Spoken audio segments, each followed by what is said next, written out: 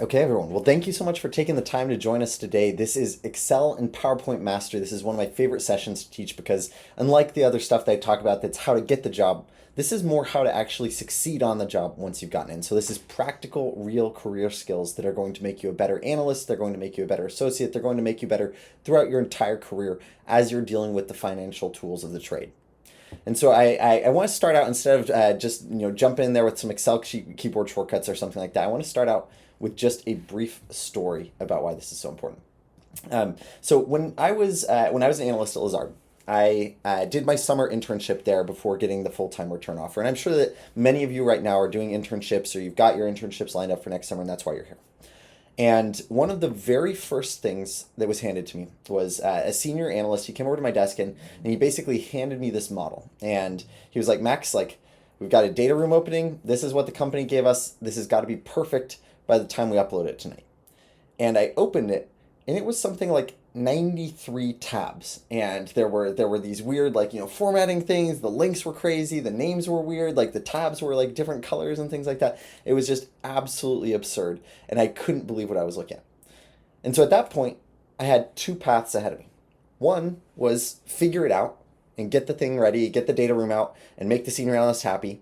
And the other was like, somehow mess it up and fail to do that. And at that point, I'd seen enough of what each of those things lead to that I knew I had to figure it out. And so I buckled down, and luckily at that point, like I'd taken some Excel courses, I'd taken some PowerPoint courses, and I'd like actually, instead of using my daily MacBook at college, like I went and like found a Windows keyboard or key shortcut or like a Windows computer that I could use to practice Excel and things like that. And so I prepped for that moment, and when it came, like I was able to actually deliver a model that was reasonably acceptable. We got it into the data room, and that set me up on a virtuous cycle. And so what happened from there was that senior analyst said, hey, Max is good at Excel. And so when the next project came along that someone needed to be good at Excel for, they said, oh, I'll hand it to Max. And so then they give you a better project.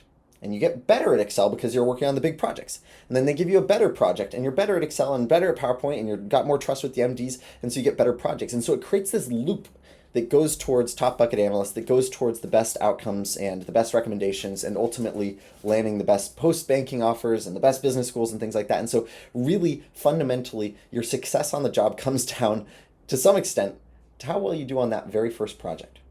That first time that they get to see your skills. And the thing that differentiates the analysts that do well from the analysts that do poorly is often their capacity to learn Excel and PowerPoint. And so I want you all to be successful in your jobs. And so I'm really excited about that. Let's jump in and talk about what you're going to be doing today. But my guarantee is that after the next couple hours here, this will probably be anywhere from 2 to 3 hours or something like that, depending on how fast we move. My guarantee is you're going to emerge here with a greater degree of confidence in Excel and PowerPoint and how and why to think about this. And so if you're already an Excel master, I'm going to try and make you a master plus, the sort of person who's got to run rings around your associate. And if you're just a new one getting started to it, this will be a great baseline entry point into the things you need to know. Okay, so that's the guarantee. Now, brief intro to me. I know that I know a lot of you, and we've got a lot of Wall Street Mastermind students here, which is just awesome. But for those of you who haven't worked with me yet, my name is Max Adams, and I'm the head coach here at Wall Street Mastermind. And the reason I'm so passionate about this is because I've been in both sides of the table, both as an interviewer, trying to get some of these jobs and doing modeling tests for private equity and things like that. And then also the person designing those modeling tests in private equity and investment banking where those are possible. And then after that, went and did grad school at Stanford and Harvard, and most recently have become the head coach here at Wall Street Mastermind, which means I live, eat, breathe, and sleep getting students like you jobs in finance. Okay, so 3 things we're going to cover today. The first thing is Excel and PowerPoint hygiene. So we're just going to start with the theory. We're going to get you some basics, and we need to make sure that we're all on the same level of understanding. And then as soon as possible, I want to get us in the tools. I want to get us in Excel. I want to get us in PowerPoint. And so if you don't have those loaded already, make sure that you've got that downloaded, or at least you've got like Google Sheets and or Google Slides open, ready to go. It's not going to be quite as useful if you don't have the actual Excel and PowerPoint, but you'll still be able to learn a lot of the concepts. So that's our game plan today. 3 things, get ready to go. So let's talk through the hygiene here. So the first thing they'll just say is that most people don't realize that you're spending about 80% of your time as an analyst in Excel and PowerPoint. Like a lot of the glamour of the job is jumping on calls with CEOs and building management presentations and things like that by like mocking up slides by hand and things. But reality is you're going to be spending most of the time actually in these two tools. And increasingly, that'll probably shift towards AI operating those tools, and we can talk more about that in a bit. But the fundamental under reality is that you do need to understand how Excel and how PowerPoint works. And the reason for that is because a lot of the times they really care about how it looks. And so what I mean by this is like the associate that's reviewing your model, they're going to judge the quality of your work not based off of the content, but on how it looks. And so just to give you like a little bit of an insight onto that, when I was at Qatalyst, one of my very first financial models with an associate, he was like pretty skeptical because like I lateraled and he was like, I don't know you, I haven't worked with you, I don't trust you, whatever. And he looked at my model and he said, hey Max, this looks really nice. I bet it's right, but let me go check just to be sure. And so that was the key insight that I had there. That was like the fact that he thought that looked nice made him think that it was nice, even though like I could have just made it look nice and then had really, really terrible formulas or something like that. But the heuristic that your MDs and VPs are going to use is there's a high correlation coefficient between quality of look and quality of output. And so most of the time, if it looks good, it's going to be more accurate because it shows that you put the time into even formatting it, let alone the time into like making sure that the math is right. And so that's what MDs and VPs are going to be looking at. And so we're going to be spending time making sure that your stuff looks good today. Okay, and that's because sloppy formatting usually means that you were sloppy overall. And so you're going to miss the complex treasury stock method calculation or something like that if you didn't even bother putting the grid lines off. And then the other key piece here is that speed matters. And so I'm really excited to teach you some keyboard shortcuts as we go throughout this because fundamentally the difference between an analyst who gets 7 hours of sleep and an analyst who gets 5 hours of sleep is if they can cut 2 hours off of building Excel and PowerPoint that day. And so part of the reason that I was able to succeed as an analyst is because I got a little bit faster than some of my peers, and that made me able to like actually get a good night's sleep or get something done a little bit faster and impress the boss and whatnot. And so speed matters, formatting matters, and the earlier you begin on this, the better you get. And so I'm glad that you're all thinking about this now instead of in 3 months or a year from now, because it means you're going to be able to use these skills repetitively over time, get better and better, and then ultimately, hopefully succeed. Okay, so gonna share a couple of rules on Excel. And so this is worth just taking a brief note if you don't know these, jotting them down, or just taking a screenshot, honestly. So the first thing is the color codes. And so most of you who have worked with Excel probably know this much. But if you haven't already, blue is for inputs. And so we're going to be using blue, the font color blue, for hard-coded inputs. We're going to be using black for formulas, green for links between tabs of the spreadsheet, red for errors, and purple for external data that comes from like CapIQ or FactSet or something like that. The second thing is we're going to teach you how to format every number. And so you want to have consistent decimal lengths. And so, for example, you don't want something that has 3 decimals over here and 1 decimal over here, or 2 here and 0 here, and things like that. And so you want to make sure that it's consistently either 1 decimal place or 0 decimal places, whatever the case may be. And then, of course, you've got to use the proper units. And so dollar signs if it's a dollar, and numerals if it's just a number, and then percentages and things like that, keeping things aligned properly. We'll talk about that. We're going to talk about how to avoid merged cells. This is a particular pet peeve of many of the associates I've worked with, where they don't like the merged cells because it can break sorting, it can hurt filtering, and it can make it impossible to copy and paste. And so instead, we're going to teach you how to align across selection is the better tool to use there. So if you merge cells, pay attention. I'm going to teach you how to never do that again. Fourth thing, we're going to talk about workbook structure. And so we're going to talk about the flow of it. And so typically it's going to start on the leftmost tabs of the workbook is going to have inputs. And so you're going to have all of the sources and all of the like basic inputs. And then you're going to have the calculations in the middle. And then you're going to have the outputs on the right. And so that's kind of the flow we want for our models. And we'll talk through a little bit more about that. And then last but not least, we want to talk about how to do the print test, which is basically where a lot of times, believe it or not, sometimes your managing directors, some of them are pretty old school and they'll still print off your model and they'll go and check it by hand. And so you want to make sure that like it's clean enough that if you printed it, it would look good sitting on an MD's desk, ready to be checked. Okay, so that's some of the Excel stuff. And then this is a really good screenshot to just take right here. So you've got the hex codes for these colors. So I'm going to give you all a second. Literally, please, either with your phone or with your computer, please screenshot this slide so that you can get the hex codes for these color formats if you don't already have them loaded into your Excel. Because believe it or not, bankers are very particular that it's this particular shade of blue and this particular shade of red and this particular shade of green, and otherwise they'll think that, again, it's off. Okay, so hopefully you've all got a screenshot of that. And then next I want to talk a little bit about some of the formats. So on the formats, there's about a half dozen different types of numbers. So the first type is multiples. And so these come up constantly. This comes up in comps. This comes up in precedents. This comes up in your MOIC. This comes up in your DCF exit multiples and things like that. And so you want to make sure that there's an X and that it's got multiple decimals behind it. Okay, now next up is the currency. And so on the currency side of things, a couple of principles to be aware of here. So first off, you want to make sure that you typically have a comma every three of the lines. And then you want to make sure that you have a dollar sign at the beginning and M at the end if it's in a PowerPoint. If it's in Excel, you can usually just say units in millions or something like that, and you don't have to put the M's. On percentages, I generally recommend one decimal, and then you never want to have 0.15 or something like that. You always want to have a percentage sign next to it. On growth rates, similar thing. And then share prices, usually that's the only place where you use 2 decimal places consistently. With share count, you often use 3 decimal places. And the reason for that is because share counts are so precise and so important, and whenever you're working with shares, it usually means that you're doing stuff like that's in terms of payouts or waterfalls or things like that. And so it really matters that the actual share count is proper. And then another big pet peeve that a lot of bankers have is putting negative signs on things. You always want to do parentheses instead of negative signs. And so I know a lot of this sounds very basic. A lot of this is really stupid, but I promise learning each of these different formatting conventions is just going to save you one angry associate at some point in your banking or finance career. And so thank you for taking the time to learn these. Okay, so next up, I want to talk about the print test. And so before sending off your model, here's your checklist of stuff that you need to do to make sure that it looks good. So first off, turn off your grid lines. You don't want the grid lines on there. The keyboard shortcut for that, if you're curious, is Alt-W-V-G. Next up is headers and footers. And so you want to make sure that you've got headers and footers. And so you've got the file name, you've got the date, you've got the page numbers on there.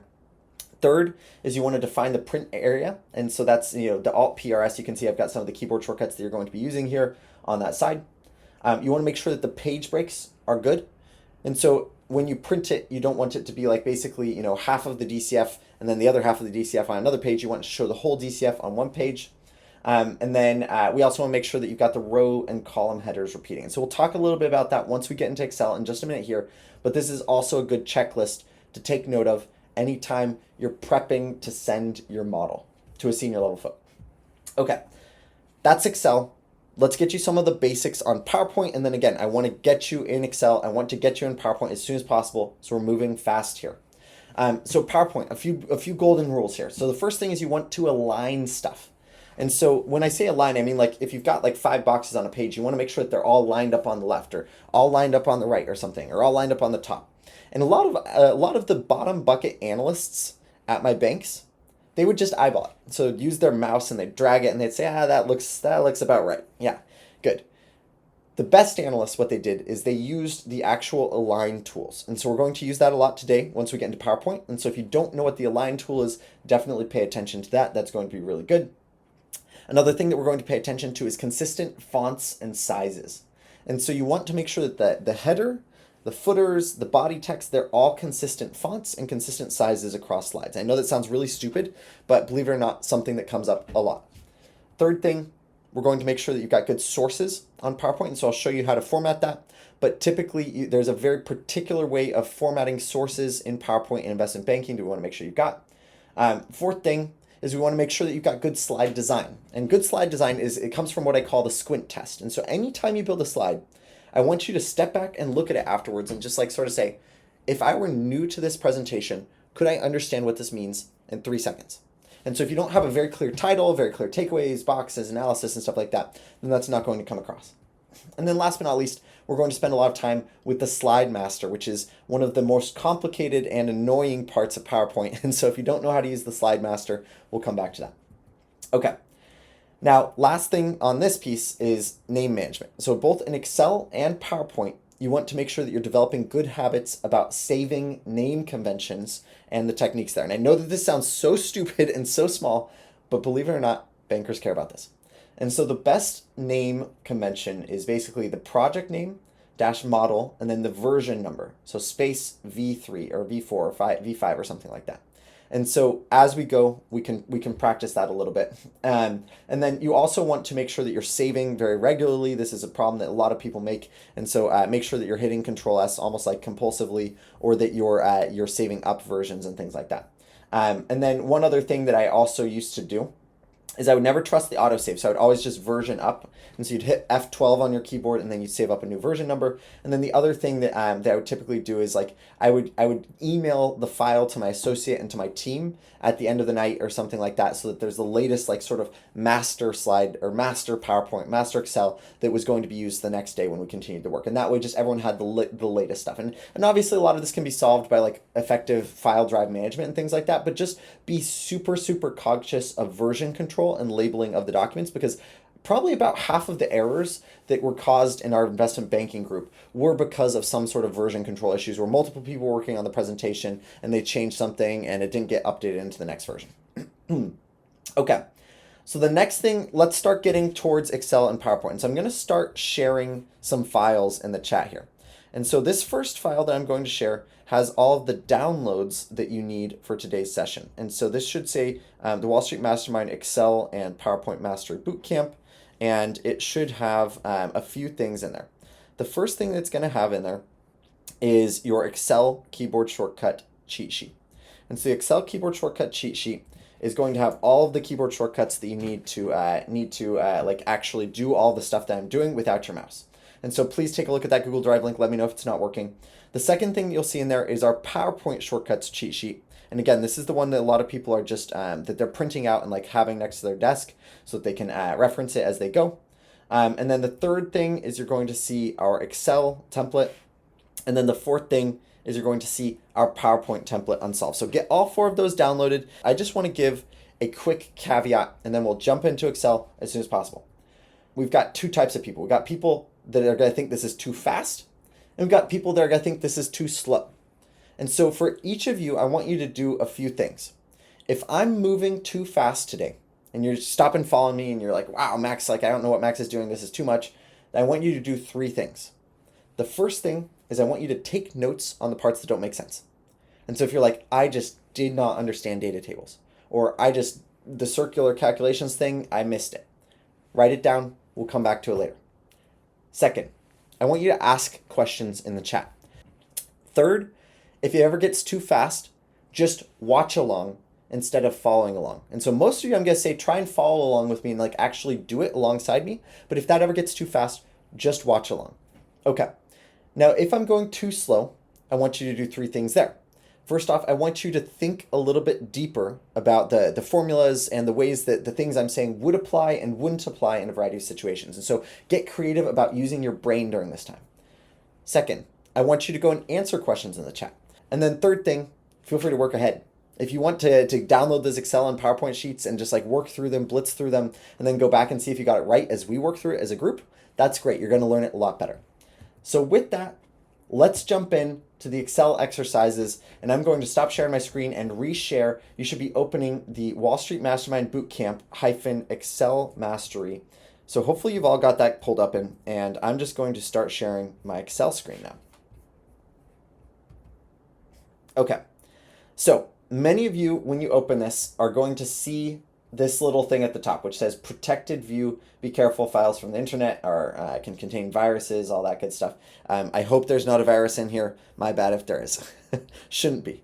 But the first thing you'll need to do before you can do any of the exercises is just click enable editing. And if you want to, in the settings menu, there are ways to like disable that, because most of the time in banking, you're not going to want that to pop up every time. So I'm actually going to call out the keyboard shortcuts for both Windows and Mac as we go, since I use Mac and I use Windows day to day. And then the one thing I'm just going to say for the Mac users, if you ever want to use the Alt keyboard shortcuts, look up a tool called Accelerator Keys. It's very fast to just download. It might be worth spending 5 to 10 minutes on at some point today so that you can use the Alt keyboard shortcuts.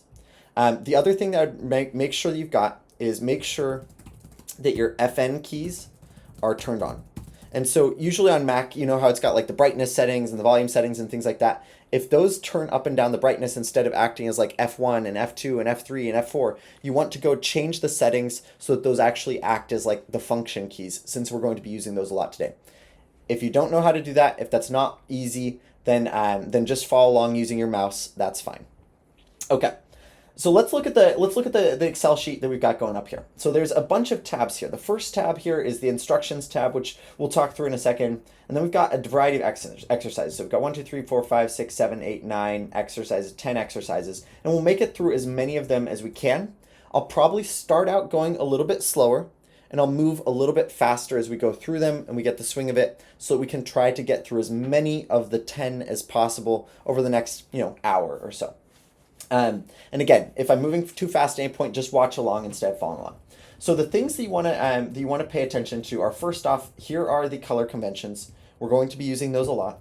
And then I've got a few tips here, which is like, again, we want to generally use cell references instead of hard codes. We want to format as we go. We want to use keyboard shortcuts that I'll call out as we go. We want to do good color coding. And then we also want to just catch any errors, because believe it or not, even though I built this moderately carefully, there are going to be a lot of errors in here, just because I wasn't teaching it. I wasn't prepping this as if I was prepping it for an MD. And so if you can find errors in the formatting even once I complete it, that's awesome. Practice that mindset of catching errors. Okay, let's jump in with the first exercise. And so the first exercise is number formatting. And the first keyboard shortcut I'm just going to call out is Control Page Down and Control Page Up, which gets you between the tabs. For our Mac users, that's Command Option right arrow and Command Option left arrow. So I use my left two fingers for Command and Option, or my thumb to get both of those, and then right arrow, left arrow on the Mac. Okay, so Control Page Down to get to the number formatting. And so on the number formatting here, basically this one is this is an exercise that we're going to do together. And so what we're looking at here is a data table, and this is pretty much a comps table. And so it's a comps table, a comparables analysis valuation. It's got the revenue, the EBITDA, the margin, the growth, the multiples, things like that. And what we want to do is we want to fix the formatting. And so the rules that we're going to do here is we're going to get the trading multiples. We're going to get some commas and some number signs. We're going to get the percentages, things like that. And so let's just go through and start fixing these things. The first part I'm going to look at is the headers. And so for most of these are center aligned. And honestly, that's fine. But in general, you probably want things to be right aligned when they're numbers. And that's not always true, but we generally want things to be right aligned. And so the keyboard shortcut I'm going to use there is Alt-H-A-R. And the Alt takes you to the Alt keys. The H takes you to the Home tab. And then A-R takes you to the right aligned. And so that's going to get you Alt-H-A-R. Then the next thing that I'm going to notice is that the text here should be left aligned alongside the text. And so the keyboard shortcut there is Alt-H-A-L. So it's like Alt, Home, and then align left, A-L.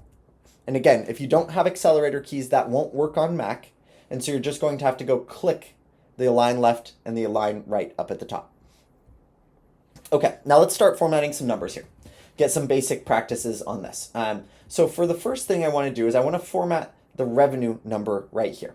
And so right now there's two things wrong with this number. The first thing is that it doesn't have a comma separating the thousands units from the hundreds units. And then second, it doesn't have a dollar sign. And then arguably, third thing, we probably don't need a decimal since it's got 4 or 5 significant figures currently. And we don't really need significant figures of 4 or 5. So I'm going to do Control-1 to open up the number format cells thing. And for Mac, that's Command-1. And just so I can check, can people see the format cells box? Can I get like a thumbs up? Okay, awesome. Just making sure that showed up in the screen share. Okay, so then in the number category, we actually want this to be a currency. And so you can see that if there's a little line under the C there.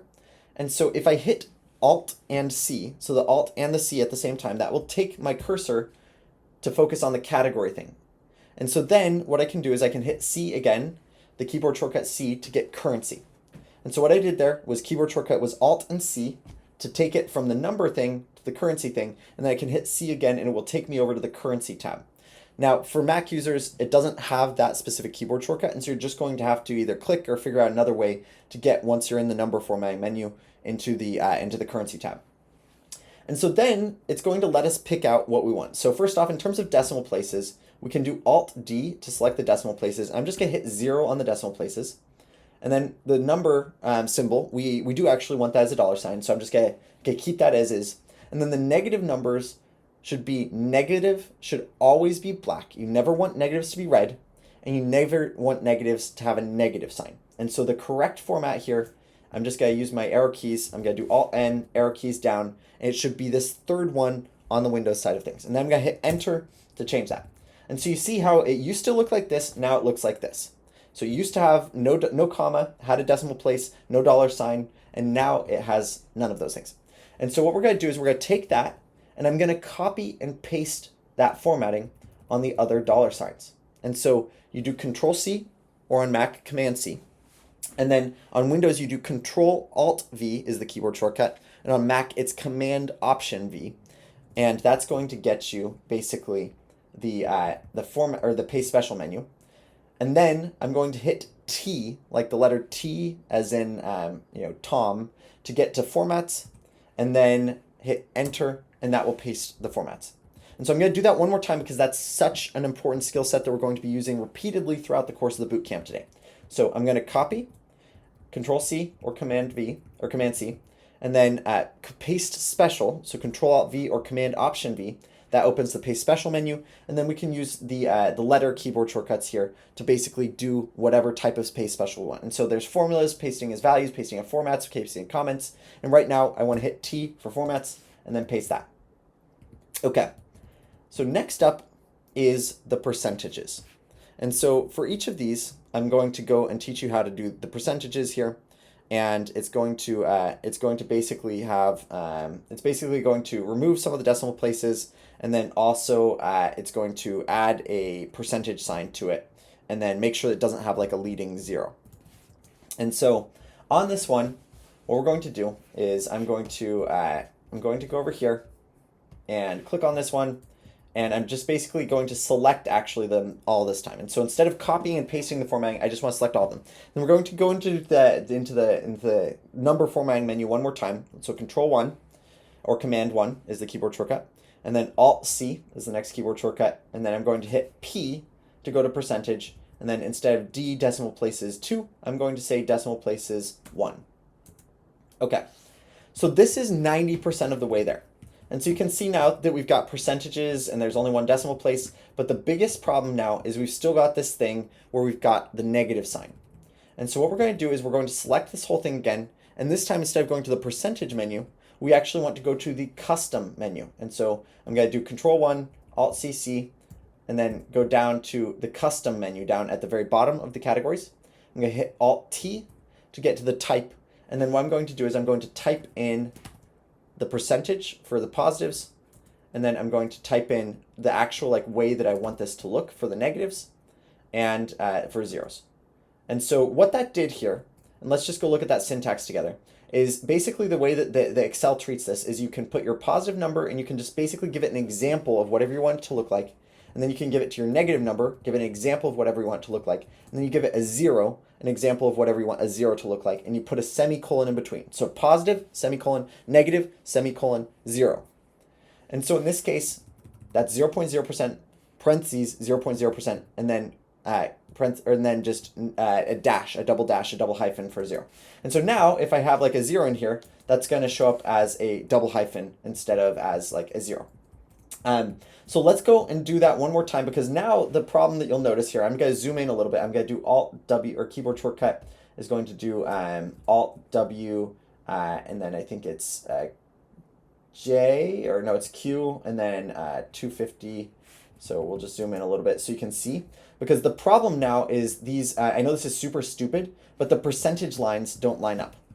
And so I've actually been yelled at by my associates for not having the percentage lines align up, even just by the space of parentheses. And so what we've actually got to do here on the formatting is we've got to do Control-1, and then we've actually got to add something to the left of the positive number here. And so what we're going to do is we're going to add an underscore right parentheses, and so that will get us so that that actually is formatted correctly. And so what that's telling Excel is we're adding a space to the right of the percentage sign on the positive number. Okay. So we've got the dollars, we've got the percentages. Next up, we're going to do the multiples. And so on this one, again, we're going to go to our trusty number format pane. So Control 1 or Command 1 on the Mac. And then what we're going to do is we're going to go over to the custom thing. So I'm going to hit Alt-C and then CC again to get to the custom menu, and then Alt-T to get into the type. And then I'm going to type in 0.0x. And then I'm going to do the underscore parentheses thing, semicolon, parentheses, 0.0x, parentheses, colon, double dash. Okay. And that way, now you can see that the negative one is formatted properly, the positive one's formatted properly, and we don't have any zeros, but if they did, they would show up as a double hyphen. In fact, actually on the double hyphens, we should probably, if you want to be really precise about it, you can do the underscore parentheses there as well. And so I'm going to try that and then just copy and paste that format again. And then I'm going to do the same thing on the X here. Okay. Okay. So almost done with this exercise. The last couple things that we've got to work on are the share prices and the shares outstanding. So share prices are interesting because in this case, we actually do care about the cents. And so we don't want to just show dollars. We want to show 2 decimal places to get the cents. And so I'm going to do Control-Shift-4 is the easiest way to get there. And so that's going to get us the dollar format is Control-Shift-4, or on Mac, I believe it's Command-Shift-4. Test me out on that one. And then last but not least, we've got the shares outstanding. And so on the shares outstanding, basically this one is going to be 3 decimal places is the biggest thing. And so we want to make sure that we have 3 decimal places where the other ones we don't want more than 1 decimal place usually. And so I'm going to select this whole thing. And the best way to do this is to do Control-Shift-1 to get the comma, and that takes it to 2 decimal places. And then the next thing we want to do is we want to expand the decimal places by doing Alt-H to get to the Home tab, and then I want you to hit 0 to expand that. And so this is going to be, oops, I accidentally messed up. So it's Alt-H0 is the way to do that. And on Mac, unless you have accelerator keys, you'll just have to click one of these buttons, and so you can expand or decrease the decimal places right there. Okay, so we're almost done there. The last thing that we're going to need to do is figure out how to avoid getting things like cut off. And so there's 2 ways to do that. One is we can widen the columns each. And so I'm just going to zoom back into, I'm going to use the keyboard shortcut Alt-W-J to get to the zoom. And so there's 2 things we can do. You can see how like the EBITDA margin, that label's getting cut off, and you can see how the shares outstanding, that label's getting cut off. There's 2 things we can do. The first thing is we can widen the columns. And so that would be basically, we can do Alt-H-O-W is the keyboard shortcut. So Alt Hotel Oscar Whiskey, and that gets us to the width, and then I can basically type in a number like 20 or something like that, or 30, and that will get us really wide cells that like work. Or the other thing I can do is I can do Alt H O, and then I can do the auto fit, which is this, or sorry, the auto fit width. So that's Alt H O I. And what that will do is that'll widen some things and shorten some things to basically get it into the right width. And so that's Alt HOI, that's Alt Hotel Oscar India, and that's going to basically get the exact width of the cells. But the problem with that is now they're non-standard, and so we always want the cell width to be the same. And so the best way to do this is actually to just hit Control-Z on all of that, keep it off like this, and then we actually want to adjust the text to fit. And so instead of saying EBITDA margin, I'm going to do EBITDA margin MGN. Instead of doing shares outstanding, the common abbreviation in finance there is actually SHS outstanding. And so this is going to get us the exact outcome that we're looking for without messing up the formatting. Okay, so let's take a look back at what we did on this one. This should be pretty good. And so what we've got is we've got a few things. First off, we fixed the headers so that these ones are aligned right, this one's aligned left. We made sure that these were all dollar signs. We made sure that these were all percentages, made sure that these were all multiples. We talked about negative formatting, positive formatting, and 0 formatting. We got the share price with 2 decimals. We got the shares outstanding with 3 decimal places. Okay, exercise 1, done. Nice work. Let's move to exercise 2. Okay, so our next exercise is color coding. And so what we've got here is we've got some sort of revenue build where we've got price times volume, and we're using that to figure out what the revenue of a business is. And there's a few things we need to do. So first off, we want to make sure that the color codes for the hard code inputs are correct, and then we want to make sure that otherwise the formatting looks good. Okay, So the first thing that we need to do to make sure that the color coding is correct is actually figure out what is hard-coded and what's not. And so the best way to do that is we could go, or well, the worst way to do it is we can go through check cell by cell. Okay, so this is a hard code. You see how it just has the number 25 in there. It doesn't have a formula. And then this one has a formula, so that's good to go. This one's a hard code. Okay, it looks like all these are hard codes. You can just like go and like move your Excel keyboard and just like look through these things using the arrow keys. That's the slowest way to do it. The fastest way to do it, unless you've got like a third-party tool, there are faster ways to do this, is just Control tilde. And so that's the control key. The keyboard shortcut is control, and then the tilde is the little squiggly thing next to the 1, like the number 1 on an American keyboard. If you're using an international keyboard, it might be different. On a Mac, I think it is command tilde instead of control tilde. And so that's going to be how you can look through and see what the actual formulas are. And so we can see here, hey, this one's a hard code. This one's a hard code. This one's a hard code. This one's a hard code. And then you can see these other ones are formulas. And so what I'm going to do now is I'm going to start changing the keyboard, or I'm going to change the formula or the color code for the hard codes to that bright blue that we had before. And so what I'm going to do is I'm going to do Alt H F C. And so Alt Home FC for font color, and then I'm going to do M for more colors down here. So Alt H F C M, and then I'm going to basically do Control page down to get to the colors tab. And so the control page up, control page down takes you between those two things. And now I'm going to enter that hex code that you've been saving down for the blue. And so hopefully you had a screenshot of that page already. But we want to type in 0433FF here. And so that takes it to the exact shade of blue. And you can see the 0433FF there. You don't need to type in the number sign before it. You can just type in the actual hex code, and that'll save you like 0.2 seconds or something like that. Okay, so now we made this one blue. Let's go do that one more time, and then we'll do it for all of them. So the next thing I'm going to do is I'm going to go into this one. I'm going to do Alt HFC, or just click the color formatting. And I'm going to go down to the more colors here. And then I'm going to go over to the custom. And then I'm going to type in the hex code, which is 0433FF. And then what I can do instead of just like actually going and doing that for every single cell, there's two ways or a few ways I can get this. The first thing I can do is I'm going to hit Control Y. And so that basically redoes whatever the last action was. And so if, for example, if my last action was changing this to red and I hit Control Y, it would make the next thing red. If my last action was deleting the cell's contents and I hit Control Y, it would do that for the next cell. And so I can hit Control Y again and again, or I can hit F4. It does the same thing as Control Y. I'm not really sure why they have that keyboard shortcut twice. And on Mac, that would be Command Y is the keyboard shortcut, and F4 as well. And so I can basically just repeat that, and I could do that for a whole swath of them at the same time and hit F4 when I select all of them, and it will basically make all of them blue. The other thing that I can do, as you've learned before, is I can copy and paste formatting. So I'm just going to copy that blue. I'm going to do Control-Alt-V, and then I'm going to hit T for the formats and paste the format. Now, when I go out of the Control tilde, I'm going to hit Control tilde again to exit the formula view. You can see that we've gone through and we've identified which ones are hard codes, and we've made them a very nice bright blue. Okay, let's go back and check just one more time. Any other hard codes in here? Oh yes, we missed one right here. And so I'm just going to copy that and I'm going to paste that. And then that should be good to go. Okay, so this looks good.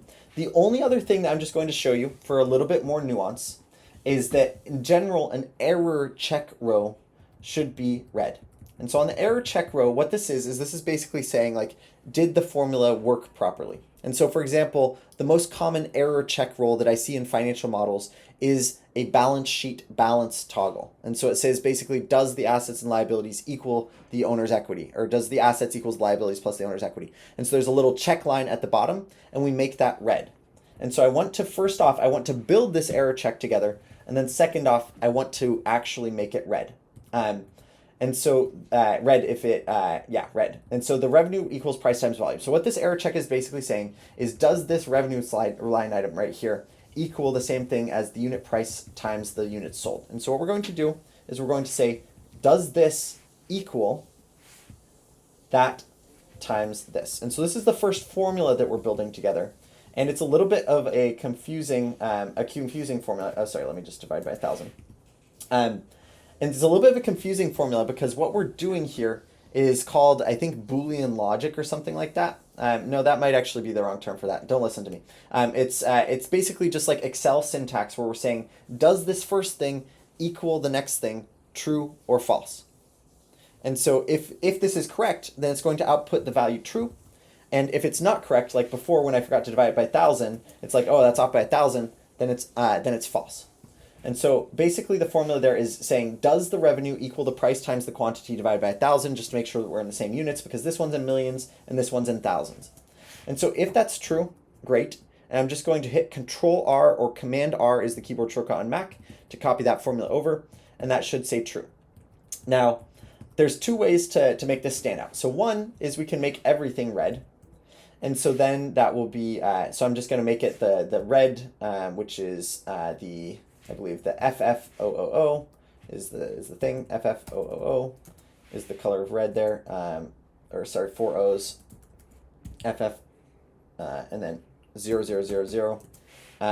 And then the second way that we could do this if we wanted to get fancy was some sort of conditional formatting where the true shows up as green and the false shows up as red or something like that. But right now we're just going to emphasize all of this by making it red. Okay. So on this one, this was the second exercise. This is the color code exercise. And what we did is we had the unit price and the volume, use that to calculate the revenue. And we just identified the hard codes using the Control tilde keyboard shortcut / Command tilde on Mac. And then we also used, we built out a function check here using the equals logic in Excel. And then we did the color coding using the hex codes for blue and red. And we figured out how to get to the Alt HFC. Now what you'll notice is that I actually have that same icon in my quick access toolbar up at the top. And so many of you who are a little bit more intermediate on Excel have various functions up in your quick access toolbar. By default, Excel gives you some really boring ones like the save icon or auto save toggle or something like that. But you can adjust those to basically anything you want. Okay, so we did number formatting, we did color coding. Next up is formula efficiency.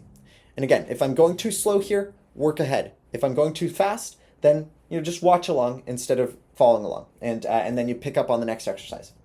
Okay, so what this one is here is this is a formula check exercise. So we've been working on formatting mostly, but I also want to talk about a few different formulas that are common in Excel next. And so what we're doing here is we're looking at a few different types of formulas, and then we're going to build a better version of it.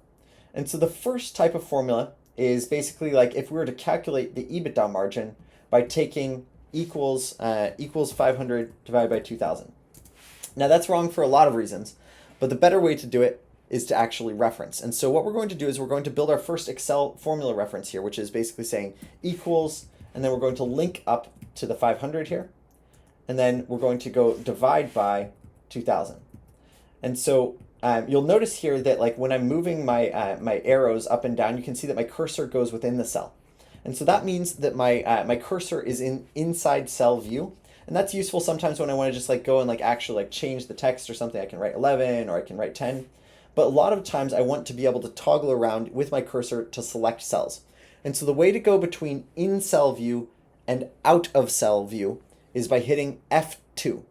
So function key number 2. So I'm going to hit F2 and now I can suddenly use my arrow keys to dig around. If I hit F2 again, then I'm back in cursor view. And when I move my arrow keys around, it just takes me in the formula. So I'm going to hit F2 again. I'm just going to do control arrow to get up to the top and then divide by the revenue. Okay. So that's the revenue. I'm going to do a quick percentage by doing Control-Shift-5. I'm not going to go and do the fancy percentage again. Okay. The next up would be the formula for basically figuring out the enterprise value. So as many of you know, enterprise value is basically equity value plus net debt. And so in this case, what we're going to do is we're going to find the equity value by taking the share price times by the shares outstanding, so 45.5 times 100. And then we're going to add in the net debt of 800 here to get to the basic enterprise value. And so that's going to get us the enterprise value. We're going to practice quick formatting for the number here. And so I'm going to do Control-Shift-4. And then I'm going to reduce the decimal places by using the keyboard shortcut Alt H9. Alt H9. Okay. So now we did a better formula for the EBITDA margin. We did a better formula for the enterprise value. The next one is basically trying to figure out an if error function. And so let's try something. This is just like a little bit of a random one. Let's say that we were trying to do, revenue divided by something, and we're going to put the other thing over here in this other cell over here, but we don't have it filled in yet. And so we're going to go fill that in, and we don't want this to show a div error, a divide by zero error in the meantime. And so I don't really care what you put in this cell. I just want you to make it an error so we can practice using an if error function. So the next thing that we want to do here is we want to go around this, and we want to say if error this, and then we want to make it say n/a. And so basically what this is doing is this is a really cool function that Excel has where if the function returns an error because for whatever reason it's messed up, we want it to return the NA instead of just giving us like an ugly error code. And that's really important on like comps files where you don't have you have a negative EBITDA or something, and so it can't like build an EBITDA multiple. That's really important when you're building a model and you don't have you have div zero errors. That's really important if there's like a ref error and things like that. And so typically you want to fix those errors, but if they're not really fixable for whatever reason, you want an if error function wrapped around it. And so the syntax of that is equals if error parentheses, put the actual function that you want, and then comma, and then a quotation mark around whatever it is that you actually do want it to display if it's text. If it's not text, you can actually just put in like a number there or something like that. Okay. And then does this have to be read? That's a great question that Sanai is asking. So another thing that a lot of people ask about this is basically like, do you have to make it red if there's a div error or something like that? Not usually. Red is mostly for checks, like when we had the check line item down here on the color coding, and also for when there's a very different formula. And so for example, if I had a formula that was like revenue growth or something like that, and I had that for like a bunch of lines, so this was all revenue growth formulas, and then this one right here for whatever reason was like EBITDA margin, then I would want to make that red because it's like, oh, hey, this one's the odd person out, like we got to be really careful. And so that's where we'd use red, is mostly to highlight inconsistent formulas, not necessarily errors. Okay, and then next up is I also want to talk through locking. So LOCKING, locking is a very, very important concept in Excel. And so basically we use locks to identify or to lock the row, the column, or the entire cell reference for a given cell. And so right here, what we're looking at here is we're basically saying, let's say that we wanted to calculate everything as a percentage of revenue. And so if I wanted to take EBITDA divided by revenue, and then I wanted to calculate the DNA as a percentage of revenue, I would just copy that formula down, right? Well, not quite. Because now, instead of taking DNA divided by revenue, I'm taking DNA divided by revenue because I just copied that formula down. And so what we want to do is we want to practice locking the reference to the revenue. And so there's a few different ways that we can do that. The first one is we can actually just go and we can type a $sign around the cell reference. So $D, $9, and that will lock the reference there. And then if we copy that down, basically what that's going to do is that's going to effectively lock that first bit up to the red piece. The second thing that we can do is we can lock just the column. And so if we lock just the column, then if I copy this over, it basically is keeping the column locked the same, but if I were to copy it down, then it would still, it would follow down. And then the third thing I can do is I can lock just the row. And so for example, if I were to lock just the row on this, I would hit F4 basically 2 times. And so it would toggle through. So if you hit F4 multiple times, it will toggle through the different cell locks. And so if we hit it twice, that will lock just the row. And the way that works is if I copy this over, it locks the row, but it doesn't lock the column. And so that's going to give us an error. But if I just copy that down, then that will get us the appropriate answer. Okay, so let's practice that down here. If we're trying to build a good EBITDA margin formula, then what I'd want to do is I'd want to take the EBITDA and then I'd want to divide it by the revenue, and I would want to lock the cell and column for the revenue there.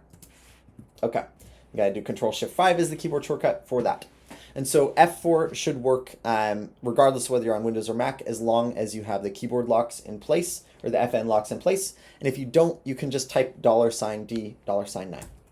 Okay, that's exercise number 3. We're making a good pace. I'm going to pick up the pace slightly here. Okay, so this one is we're building a revenue model. And so this is a little tech company that we're trying to do, and we basically want to start building out some of the formulas to get growth rate, EBITDA, and then a free cash flow waterfall. And so this is where we're starting to actually do a little bit of modeling there. And so on the modeling side of things, we've got revenue that we're trying to calculate based off of growth rate.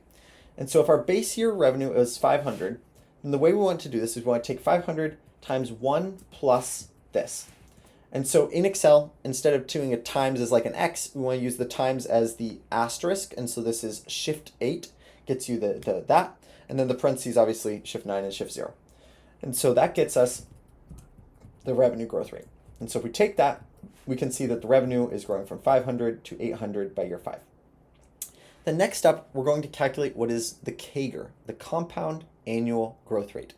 And so what this is this is a growth rate where if you applied it equally to each year throughout the projection period, it would get you the actual ending revenue. And so the formula here, and this is a very, very important one to pay attention to, is basically parentheses end year divided by beginning year raised to the function of 1/5. Okay, so what this is we're basically saying end year divided by beginning year raised to a fractional exponent. So the raised to is the 6 number, and you hit Shift 6 and it gets you that little caret. And so the caret there, and then you raise it to the parentheses of 1/5. Now a lot of people make the mistake of like forgetting, they forget to put, sorry, I need to get into function view mode there. They raise it to 1/5 like this, and that gets you the wrong answer. Because basically what that's doing is that's taking this raised to the 1 divided by 5. What it actually needs to be is a parenthetical on both sides of the exponent function there. And so that gets you to what you're actually looking for, and then -1, because that's saying it grows by 10% per year. And so I'm going to then center this one by doing Alt-HAC as the keyboard shortcut there. And that will get us to the center of the cell. Now the way that you can test your CAGR formula is you can basically say, okay, what happens if I take this 500 and grow it by, and I'm just going to make sure, so I'm going to do the revenue times 1 plus the growth rate over time. I'm going to lock the cell reference by hitting F4, and we can just test, does this get us the same output? And it looks like it actually doesn't. I wonder why that is. If anyone's able to spot my error, 1, 2, 3, 4, 5, 1, 2, 3, 4, 5. So that should be 2, 3, 4. Oh, because it's not doing the prior one. Yeah, whoops, that's my bad. And so we can test this by basically saying if we grow it by that amount every year, is that going to get us to the same output? And yeah, okay, it does. It gets us to the 811. And so we know that this CAGR formula is correct because basically the CAGR is saying if we grow the revenue by the same amount per year, and that amount is 10.2%, then in fact we're going to get the right output. And so even though the growth rate goes from 15% down to 6% on a compounded basis, the actual average growth rate is 10%. So that's a very important concept to understand in financial modeling and in Excel. Okay, so the next section is our EBITDA build here. And so the EBITDA build, basically what we're doing is we're trying to say, okay, if we've got this EBITDA margin and we've got this revenue, how do we calculate the EBITDA? And so the revenue here, first off, I'm just going to link to the revenue here. And so the revenue, I'm going to link that over. And then next up, I'm going to take the EBITDA. And so I'm going to figure out EBITDA is 20% times the revenue, or whatever that percentage is, times by the actual amount, and we'll copy that over. Now, one thing just to note right here is this one, for whatever reason, is italics. That should not be italics. And then also, if you look at it, the font size is different. And so we're already catching errors here. This is font size 11 versus 10. And so we want to go and we want to do Alt-HFS. And so that'll take us to the Alt-H font size, FS. And then we can make that 11 instead of 10. And so I'm just going to type that in. Okay. So we've got our EBITDA, which is the margin times by the revenue. And then we're also going to calculate the growth formula. And so I'm going to take this year's EBITDA, divide by the prior year's EBITDA -1 to get the growth rate. It's already formatted nicely for us as a percentage, and so that's totally fine. Okay, great. So we built out the EBITDA build. The next thing would be getting down to levered free cash flow. And so for the levered free cash flow, the first thing we want to do is we want to figure out what the EBIT is by figuring out the EBITDA, and then subtracting out the D&A. And so the EBITDA here is going to be 100. And you can see that for whatever reason, that's still like the wrong formatting. And so what I'm going to do is I'm just going to copy down this format here. And I want to take this time to actually teach you one of my favorite Excel keyboard shortcut cheats in the entire world. This is something that most associates don't even know about. And so if you learn this, you'll impress them. And that is taking the whole thing, copying that, and then pasting as a link. And so I'm just going to show you what that looks like, and I'll go back and tell you how to do it. And so what I just did is I copied all of this down here, And now you can see that all of these are nicely linked to the stuff above there. And so what I did is I selected the whole thing, I did copy, and then I did Control-Alt-V or Command-Option-V on Mac. And then what I did was I hit paste link. So I hit L as in Lima for paste link. And that will basically link it up to the stuff up top, so I don't have to just copy over the format. And again, I don't have to copy the link. It just immediately links it to whatever's above that I had copied onto the clipboard. So that's a really powerful one. We'll use that more and more throughout the course of the boot camp here. That's a great keyboard shortcut to keep down.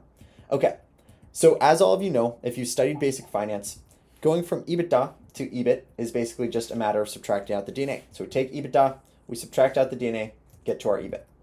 And so then I can do two things. One is I can copy over this formula now, or I can wait to build out all these formulas and copy them over together. And so I know this is a very small thing, but if we copy it over together, then we're not going to have to do it 4 separate times. We can just do it once. And so I'm going to keep thinking of ways to speed things up and get you faster on Excel, because I want all of you to, when you hit the desk, be very fast, impress your bosses, and get home so you can actually get some sleep at night. Okay, so next up is taxes. And so we've got the EBIT, we're going to take out taxes, and so if the taxes are 25%, then we're going to say negative, or we're going to say basically 25% times by the 40 is going to be our taxes. So we've got $10 of taxes, and then our NOPAT is going to be basically the EBIT minus the taxes. Our D&A is going to be the 60 up here, and so we can just link that. And so we know what all this is. We're going to copy this over. I'm going to hit Control-R to copy that to the right. And you can see, in fact, that I forgot to lock this one. And so I'm going to go back over here and hit F2 to enter the cell, and then I hit F4 to get the taxes. I'm just going to copy that over to the right. Okay, and then we've got our CapEx, that's filled out for us. Our net working capital is filled out for us. And then so we're going to build our free cash flow. So our NOPAT is basically, or our free cash flow equals the NOPAT plus the D&A minus the CapEx minus the change in net working capital. And then I'm going to calculate the free cash flow margin as being equal to free cash flow divided by revenue. So that's going to be 2%.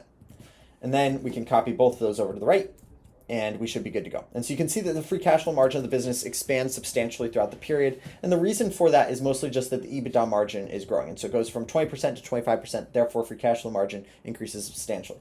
Now, one thing that I really don't like about this current free cash flow waterfall is it shows everything as a positive number. And so this brings us to one of our first fundamental judgment calls about Excel model formatting. Half of the associates you work with like to see positive numbers on everything. Half of the associates you work with like to see a mix of positive and negative numbers on everything. And so the formatting convention depends on the bank you're at, and it depends on the specific people that you're working with on your team. Now, I personally think it's much more intuitive to see things as a mix of positive and negative numbers depending on whether you're adding or subtracting them. And so what I'm going to do is I'm going to go back, and whenever it says that we're subtracting something, I'm going to make that a negative number. And then whenever it says we're adding something, I'm going to make that a positive number to show if we're adding or subtracting. And so in this case, right here, I'm going to take the D&A and I'm going to make it negative. Now, the first thing that I'm going to do to make that there's a few different ways we could do that. The first way to do it would just be go in here, hit F2, and add a negative sign to everything. And that would be a pain in the butt. That would take a really long time. And so the easiest way to do this actually is to copy this here, paste this here, say -1 in this cell, and then select that whole thing, copy special, and then I want to basically multiply by -1. And if I hit -1, then basically what that does is that multiplies everything by -1. And since I already had these negative, it made that positive, so I'm just go back and undo that real quick. But what I just did was I just multiplied everything by the thing that I had copied to my clipboard. And so for example, if I did that again, I would take all this, I'd multiply it by -1, or I can divide it, doesn't really matter, then it would make it positive again. And so that's the easiest way to switch between positive and negative. Unless you have CapIQ or FactSet, then there are easier ways. But for now, that's the easiest way to switch between positive and negative numbers, is to copy a negative number and then multiply or divide it by the other stuff. Now the formatting here got messed up. We'll go back and fix that in just a second. Okay. So, and yes, Emily, great call. We definitely don't want the formatting to look like this. So I'll fix that all together at the end instead of doing it independently for each of them right now. Okay, so next up, we have to fix the formulas. And so if the EBIT before was subtracting the negative number, Now it's going to double count. And so we're going to basically be adding it back on accident. And so what we want to do is we want to just have this be addition. And so now that's going to be EBITDA plus the DNA, and the DNA is negative, so it's really minus. And then the taxes, we're going to add the negative on here. And so that's going to show up as negative 10. And since that one is a formula, I didn't bother using this like copy paste cheat. I just actually went through and changed the formula. Now there's two ways to actually do that. So one is what I just did, which I did F2 to get into the cell, and I did control page up to get to the top, and then right arrow key over, and then negative to make that negative, and I just copied the formula. The faster way to do that is to select the whole thing, do F2, go up to the top of the cell using control up arrow, or maybe command up arrow on Mac, and then I hit the negative sign, and then what I do instead of hitting enter is I hit control enter. So control and enter at the same time. And what that does is it applies whatever edit I made to the first cell in the selection to all of the cells in the selection. And so instead of just changing the first one to negative 10, it changes everything to negative 10. And if I were to go in here and I was to multiply this by 93 or something, some random number, and hit control enter, it would multiply all of these by that same number. And so that's a very powerful tool to basically make mass changes to the entire row, the entire selection at the same time. Only works with formulas though, which is why we had to do this copy paste keyboard shortcut on some of these hard codes. Okay, so then we got our notepad, which again, we're going to want to change to a positive number. And then we've got our DNA, which we're adding back now. And so I'm just going to make it the negative of that one. So it's going to be the inverse of what's up there. And then we've got our CapEx, our change in net working capital. Since those are hard codes, we can't just change the formula. And so what I'm going to do is I'm going to just go through and change that by doing the multiply keyboard shortcut. And then we've got our free cash flow, which is going to be the that, and then I'm going to have to reverse the signs and make everything a positive. Now, the reason I like this so much is you don't have to do anything other than positive addition on the formulas. And so I can just say sum, for example. I can do a sum function here to sum all of those things, and that will get me to the actual right answer. And so it's a lot simpler to look at, it's a lot simpler to audit, and it's a lot simpler for your functions if you're able to just make everything a positive or negative number, depending on whether it is positive or negative. Okay, so we're almost there. The last thing that we want to do is, as Emily was saying, is we want to fix the formatting since the negative numbers now are wrong. And so I'm going to go to the control one. You can do this, something like that. And then that will be underscore parentheses, and then this negative, and then this will be. And so I don't really care if you get that like perfectly correct. And in fact, you can see that I actually like made a mistake where I should have made it like this. I should have put number signs instead of zeros there, because otherwise Excel will randomly like put zeros in front of stuff. So it's a little bit finicky, and you can just play around with the formatting until it looks good. Just test things when they're positive, test them when they're negative, test them when they're zero. I don't care about the exact syntax because that's something that AI will be able to help you with pretty soon here, if it can't already. But I do want you to be able to like quality check it and make sure that it looks right. Okay, good job, built the revenue model. We're going to move a little bit faster. We might skip a couple of these exercises so we can get to the final test. And so basically we've got 5, 6, 7, 8, 9. And then I basically want you to be able to practice a lot of this with the speed challenge. And so I'm going to give you probably 10 minutes at some point here to like practice this. And so what are we going to skip? Oh gosh, there's so much good stuff. Let's go through and let's start with the lookup functions, and we'll see if we need to skip stuff as we go. Okay, so lookup functions in Excel. This is one of the most complicated and also very important things to build in Excel. And so there's a bunch of different types of lookup functions. Old models use VLOOKUP and HLOOKUP. Those are the old ones that I would not recommend using. But if you work with an old school associate or VP or something like that, they might ask you to do like a VLOOKUP in a model. The two functions that are more important are index match and XLOOKUP. And so I'm actually going to skip the VLOOKUP exercises here, and I'm just going to go straight to the index match and the XLOOKUP ones. And I'm just going to briefly show you the syntax and use cases for these. So for index match, what this is trying to do is it's trying to help us pull information from a table based off of a couple criteria. And so this is basically just coding. It's very simple computer coding where we are using a lookup value, aka Meta's ticker, so like Facebook's ticker, to identify Meta's revenue. And so the way that we do that is we type index and then we do a match a function. And so we're going to take the index, which is this array here, and we're going to take all this, and that's the index. I'm just going to hit F4 to lock that. And so we're going to select that range. We're going to say, okay, so within this range, I want you to look up something that's at a certain row and a certain column. And so, for example, for Meta's revenue, that would be row number 1, 2, 3, 4, 5, 6, 7, 8, 9, 10, 11, 12, 13, 14. So it'd be row number 14, I believe. And then let's just check if I do column number 0, then that will take us to Meta. Take us to Meta, or column number 1, that'll take us to Meta. Okay, so that's the right row. And then instead of doing column 1, I want to do 1, 2, 3, 4 for revenue. And so I'm going to do row 14, column 4, will get us the revenue. And so that works well for just Meta. But for example, if I wanted to change this to Google, then that wouldn't work. And so this formula isn't dynamic, is what we call it. And so instead of typing a hard code here, we can pair the index function with a match function. And so the match function basically says, okay, so instead of just typing in 14 here to say Meta, what I'm going to do is I'm going to say match whatever this thing is here. I'm just going to delete this so we can start scratch. I'm going to say match whatever's in this cell right here, which in this case is the Meta ticker. And let's match that with the tickers row, the tickers column here. And I'm just going to lock that. And I'm going to say 0 here. You always want to make sure that's an exact match. And so I'm going to say match Meta within that row of stuff. And then that'll get us, basically, and then I've got to put in column references. So let's take the column one. And so that gets us the Meta ticker again. And if I were to put column 4 in here, that would get us the Meta revenue. And so basically what that's doing is it's saying, okay, I'm going to take this index, and then the row number that I'm going to use is basically matching the ticker alongside whatever the actual ticker key is, using an exact match, so comma 0. And then I'm going to do the same thing for the column, where I'm going to say we're going to match the column, and the index that we're going to look up is we're going to say revenue. Like that's what we're looking up, is we're looking up the revenue. And the lookup array is the columns here, and so I'm just going to go and select those. I'm going to lock that, and then I'm going to make sure it's an exact match.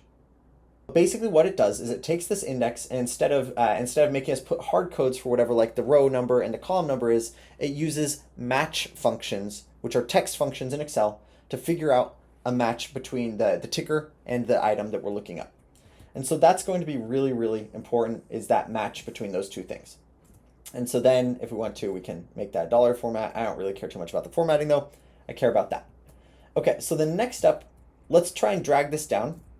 And this time we're finding Eli Lilly's not revenue, but we're finding their EBITDA. And so what I'm going to do is I'm just going to change this. Instead of saying revenue, I'm going to say EBITDA.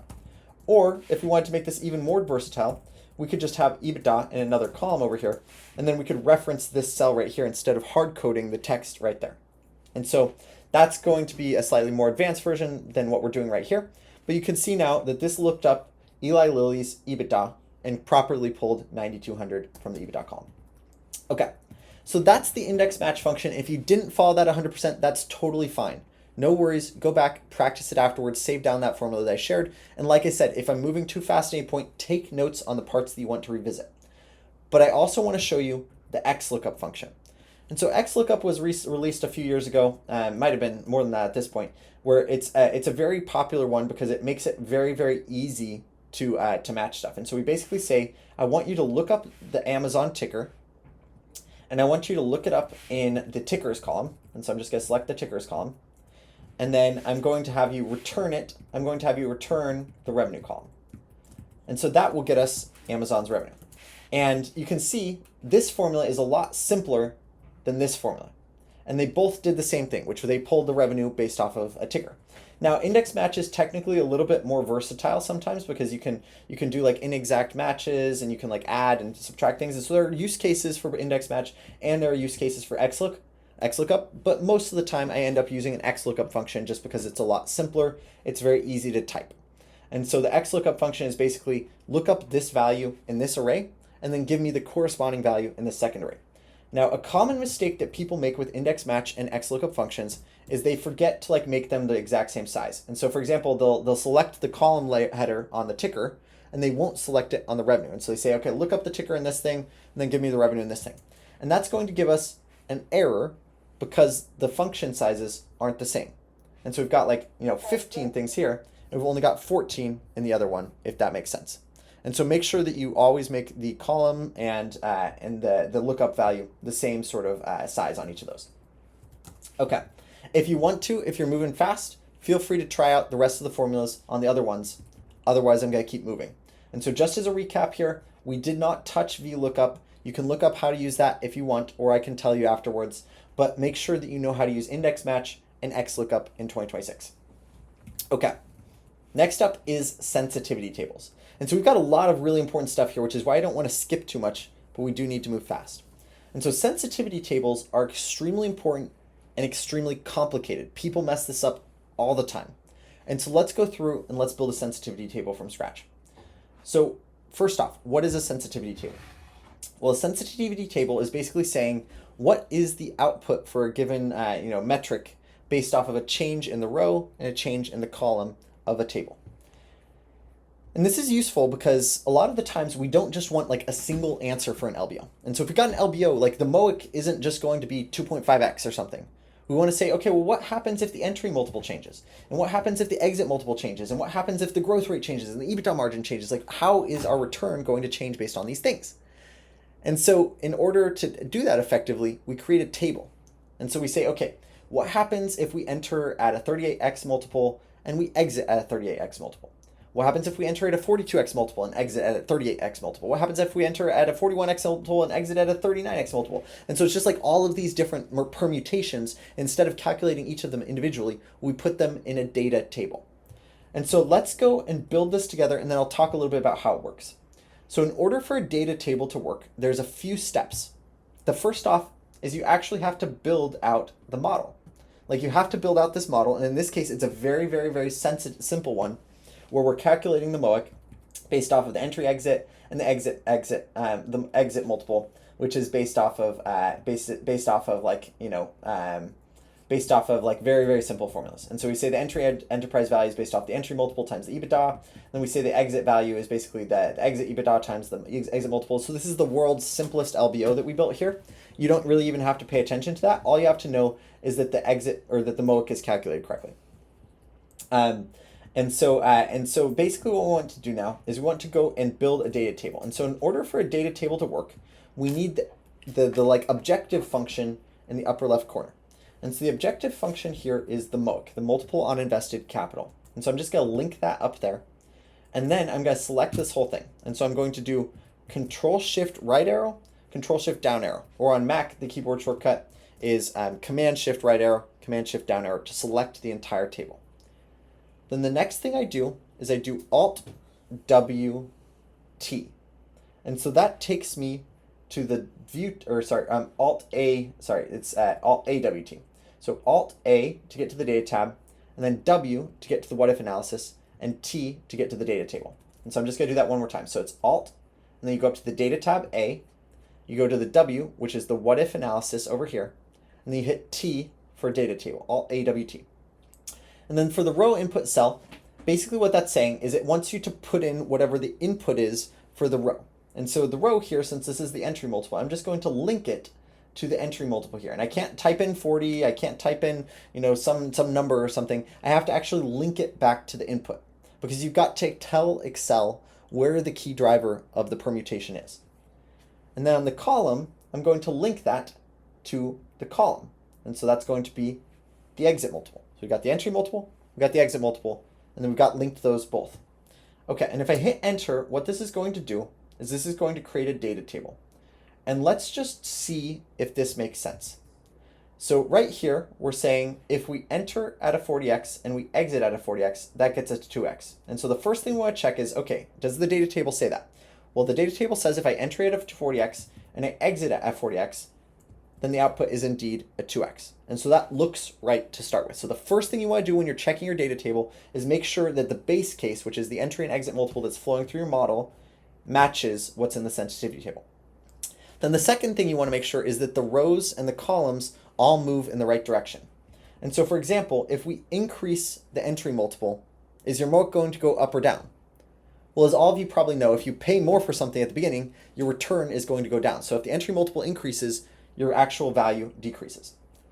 Then the second thing we want to check is that as the exit multiple increases, is that going to increase or decrease your MOIC? And so as many of you would suggest, or expect, as you increase the exit multiple, your returns increase because you're selling it for more than you bought it. And so this looks like this was done correctly. The next thing I want to do is I want to show you a couple of formatting tips and tricks for data tables. So on this, I'm actually going to make this upper left cell, I'm going to center it first off, and then I'm going to make it white. So I'm going to do Alt HFC, and I'm going to make this white. And the reason for that is we don't actually want to show that, we just want to have that up there. And then we've got all of this. The next thing is I want to add a nice outside border to all of this, and so I'm going to do Alt H B, so that takes us to the Alt H border, and then S for outside. And then I'm going to remove the highlights here, so I'm going to do Alt H H N, and you don't have to follow along with this. This is just if you do want to practice some of the formatting. I'm going to bold some of these things, and then the next thing is I'm going to do some conditional formatting. And so I'm going to skip this next exercise, and I'm actually just going to do it here on this tab. I'm going to build some conditional formatting. So the conditional formatting here is a really powerful tool to make numbers look different colors and different fonts and things like that depending on their values. And so the way that we find that is we go into the Alt H L to get to conditional formatting. And then I'm going to do a new rule. So I'm going to hit N for new rule. And then we're going to basically have, we're going to format cells based off of their values. And we're going to have a 3-color scale. And so we're going to have a percentile. So if it's the lowest value, it's going to be red. If it's a middle value, it's going to be yellow. If it's the highest value, it's going to be green. And so we did Alt HLN to create a new formatting rule. We said format the cells based on their values. And this can get really complicated. Like the formatting, conditional formatting, you can do a lot with. But I'm only going to teach you the basics right now. And you can have lowest, middle, highest being red, yellow, green. And so what that does here is that creates a nice color gradient, where this 1.75x, since this is so low, is going to be a really relatively low multiple. And then the yellow is going to be the sort of middle stuff, and that's going to be kind of middle of the pack. And then the green stuff is going to be the stuff that's like really, really good. And so that's a common color gradient to show. And so it makes it very visual, saying, okay, as the entry and exit multiple changes, how does the output change? Okay, let's practice that one more time with the IRR. And so what I'm going to do here is I'm going to rebuild the sensitivity table by linking this up to the IRR. And then I'm going to rebuild the data table. I'm going to do Alt AWT. And I'm going to do the row input cell equals this. And the column input cell equals this. And that's going to link properly. Instead of copying the formula over, I'm just going to take all of this and I'm going to copy and paste. So I'm going to do Control Alt V and formats for T. And that will in fact copy over the conditional formatting. And the only thing that you'll notice is wrong here now is these are formatted as multiples instead of percentages. And so I'm just going to do Control Shift 5 and Alt H0 to increase the decimals there. And then because I know that if this wasn't black or if this wasn't white, the formatting would be wrong. And that's bugging me internally, even though it doesn't actually really matter. I'm going to do the same thing for this upper left cell here. And then I'm going to make the font color white again so we can't actually see it. Okay, great. So we just did a couple of really important things here. First off was we built a data table. And so the data table is a very, very important skill to have in Excel. You build these in all of your models all the time. It goes in every LBO, goes in every DCF. It has to be something you're proficient at. Otherwise, you're not going to be able to show the proper range of possible outputs and inputs. Then the next thing is we did conditional formatting. And so we went up into the conditional formatting menus and we adjusted some of these rules. And you can click manage rules if you want to change it. And so we did a graded color scale, but honestly, we could have done so many different things. We could have formatted the cells based off of their values and between different things. And we could do rankings and we could use a formula even. And so there's so much stuff that you could do. And we just scratched the surface.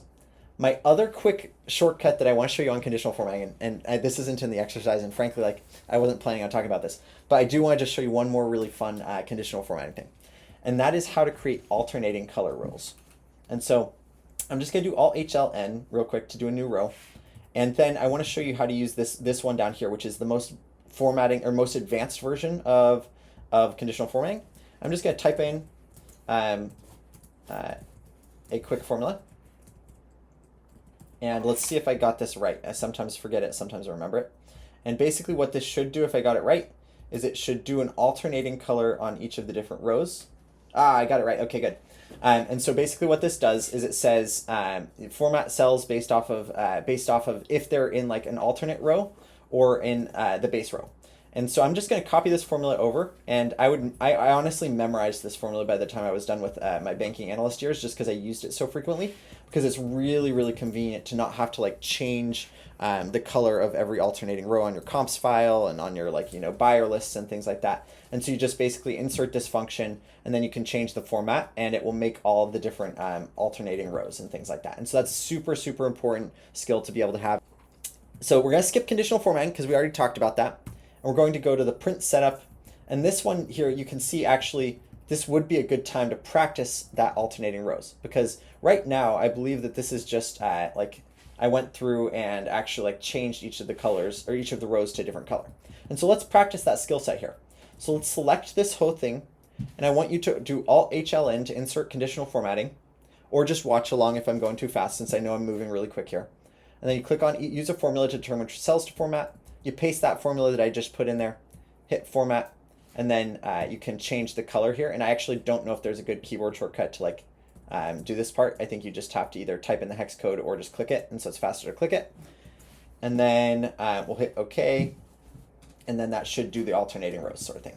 Okay, great. So this exercise, what we're actually trying to deal with though is print setup. And so if you just missed that whole tangent on alternating color rows, that's totally fine. So I want to practice printing Excel now. And I know that that sounds so stupid, but believe it or not, a lot of the VPs, a lot of the managing directors, a lot of the group heads in investment banking, they're old timers who really like to print something out and see printouts of a model. And so you've got to make it look good. And it's sometimes easier to check something when it's written on pen and paper, printed out, than it is on Excel. And so what we want to do is the first thing we want to do is we want to set a print area. And so what we're going to do here is we're going to go over into the print area section. And so we can go through a lot of the tabs here and find this up here. So we've got the insert tab, which we haven't done much. We've got the page layout tab. We've got the formulas tab. We did a little bit of stuff in the data tab, the review tab, the view tab. And the ones that we use most are the data tab. We use a lot. And then we use the insert tab because it's got a lot of like the chart stuff. And then the page layout tab is where all of the stuff on print outputs is. And so we're going to spend a little bit more time here for a second. And so the print area, we basically want to select the area that we want to have covered in the print. And then what we're going to do is we're going to do Alt to get to there, P to get to the page layout, and then R for print area, and then set S to set the print area. And so what that did is that basically just told Excel that the part of this tab that we are printing is just the part that I selected. And so then if I hit Control P to go to the print page, you can see that it didn't show the part at the top, it didn't show the part at the bottom, it just shows the table that we've got there. And so I'm going to do Control Z real quick. I'm going to remove the print area. So I'm going to do Alt P R and then clear C. And then if I go to the print tab, now you can see that like it prints the entire thing. And so we don't want that. And so again, what we do is whenever you need to print a model, you select the part that you want to actually print, and you do Alt P R S to set the print area. Okay, that's the first thing we did. But you'll notice that when we go into the print area, it's all like vertical. And so this is vertical, it's not portrait, or it's portrait, it's not horizontal landscape. And so we want to change it from portrait to landscape so we can fit all of that on one page instead of multiple pages. And so the best way to do that is you just go over here and you turn that to landscape. And now, instead of being 2 pages, it's just 1 page. Okay, then the next thing we want to do is we want to go down here and we want to do scaling where we fit all of the columns on 1 page. And so instead of having 2 pages, we're just going to have 1 page that's going to have all of the columns squished on there. And we could do this the other way around where we basically fit all the rows on 1 page and it blows it up such that the rows fit, but then we go back to having 2 different pages. And so depending on the font size and how it looks when you print it out, we'll do that. Then next up, the margins are a little bit big, and so I'm just going to make these slightly more narrow so we can see things just a teensy bit better and make it a little easier for our managing director to go and check these numbers. Okay, so that's how we did a lot of those things. We set the landscape orientation, we made it into 1 page instead of 2 pages, and then there's a few other things we're going to need to do. So this one we already did, and basically I'm going to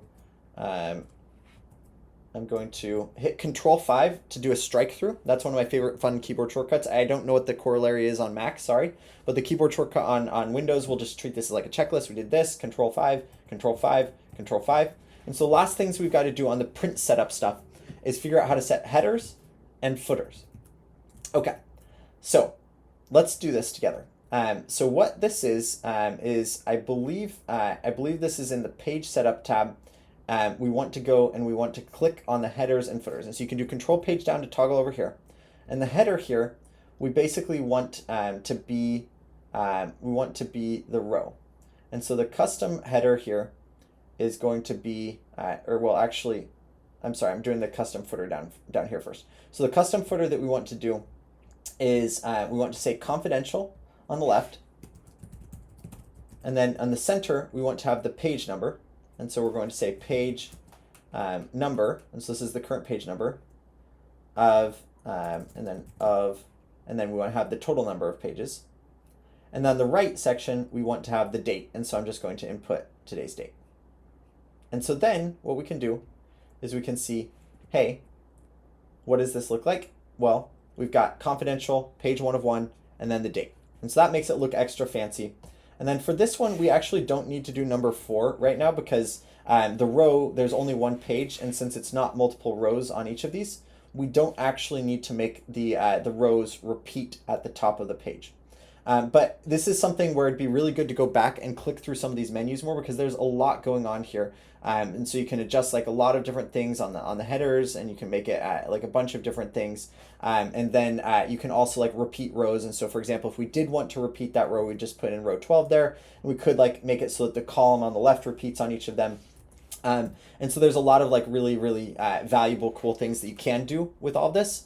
But the good news is that like you're able to figure that out usually on the go and just by like playing around with it. And so you can just like go and actually like play around with it and make it look nice when the time comes.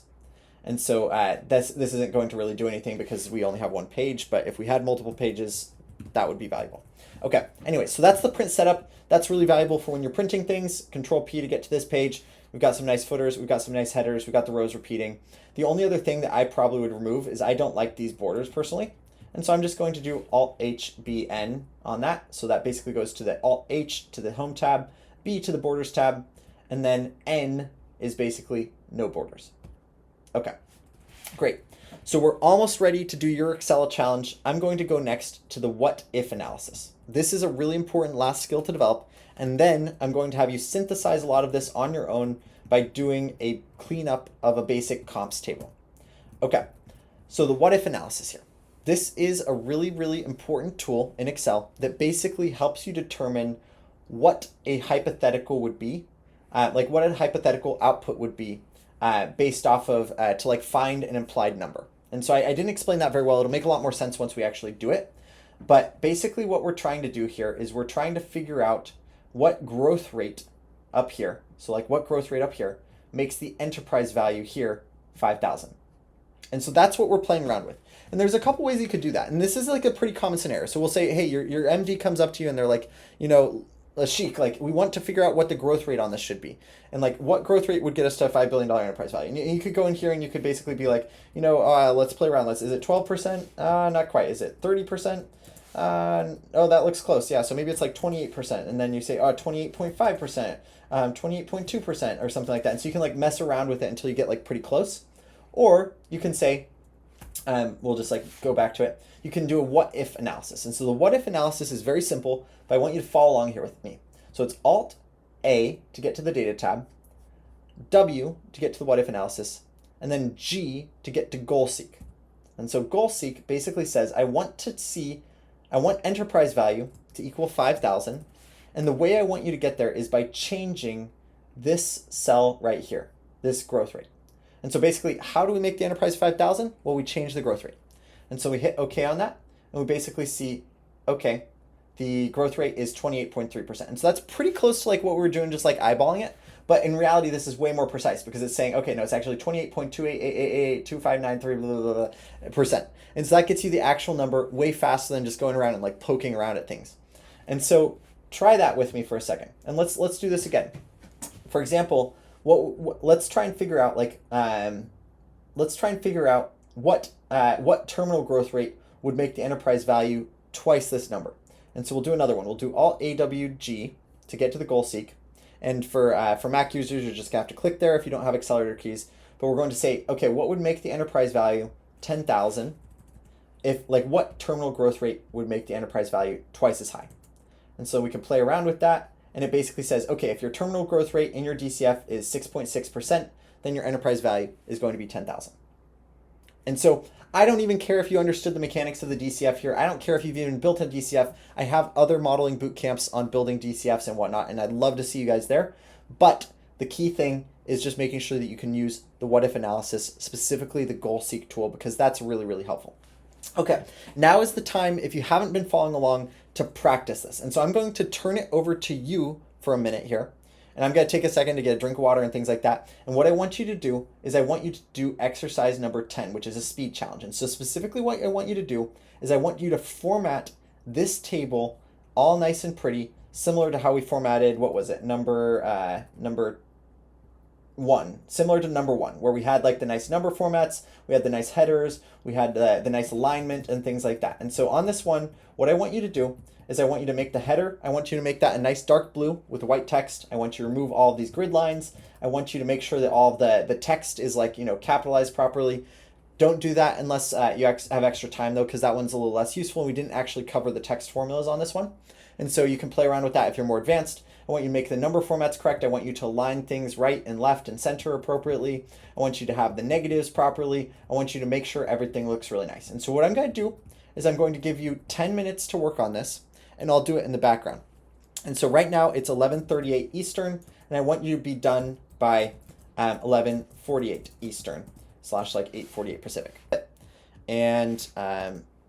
And then everyone should get started. You've got 10 minutes to format this. If you do format nicely and you want an extra challenge, go and add that alternating rows format to it. Figure out the text formulas to fix these without having to do it manually. And then like you can play around with some other complex things too. So I'll give you all 10 minutes to do that. I'm going to go on mute, get a drink of water and things. Okay, folks, I think we are about out of time there. So how did you do? How's this looking? It looks like hopefully you were able to get some of the color formatting right on the top. Hopefully you were able to get some of the number formatting correct, and a couple other things as well. Well, I'm going to hit save on this one, and that is something I didn't model properly, is I did not model how to save all of these, and so this is a great time to hit save. And what I'm going to do is I'm going to save this, and then let's hop over into the PowerPoint download that we've got going there. And so for the PowerPoint download, make sure that you keep the PowerPoint keyboard shortcut cheat sheet open as well, so you can follow along with some of the PowerPoint keyboard shortcuts. And then on the Excel, I would hit save. I would hit F12 as the save as function, and then practice some of those naming conventions as well. And so those will be like V1 or something like that. Okay. And so on the PowerPoint side of things, let's get that open. This is the PowerPoint exercises. And the first thing I'm just going to warn you about is that the keyboard shortcuts on PowerPoint are worse than the keyboard shortcuts on Excel. And so there's going to be less that we're going to do on keyboard, and frankly, I'm going to use my mouse a lot more. And there's a lot that we can do without the mouse, but there's a lot of stuff that we are going to have to use the mouse for. And so for this one, let's take a look at it together. And the first thing you're going to notice is, of course, you've got this annoying thing at the top saying, oh, be careful, stuff on the internet has viruses, and that's all very true and whatnot. But we want to make sure that you're actually able to do stuff. So go ahead and click that enable editing type thing. And then if you want to, you can go over into the file settings of, or the settings of your PowerPoint, and then like remove that. I believe that's in like the add-ins or like the Trust Center or something like that anyway. So, okay, so the first thing that we've got here is we've got the example of a sort of a slide that would kill your managing director. Like they would hate this. And so what we're going to do is we're going to practice cleaning up formatting on a lot of these. And the caveat that I'm just going to put in here is this presentation is not perfectly formatting. It will not be perfectly formatted. It's not intended to be perfectly formatted.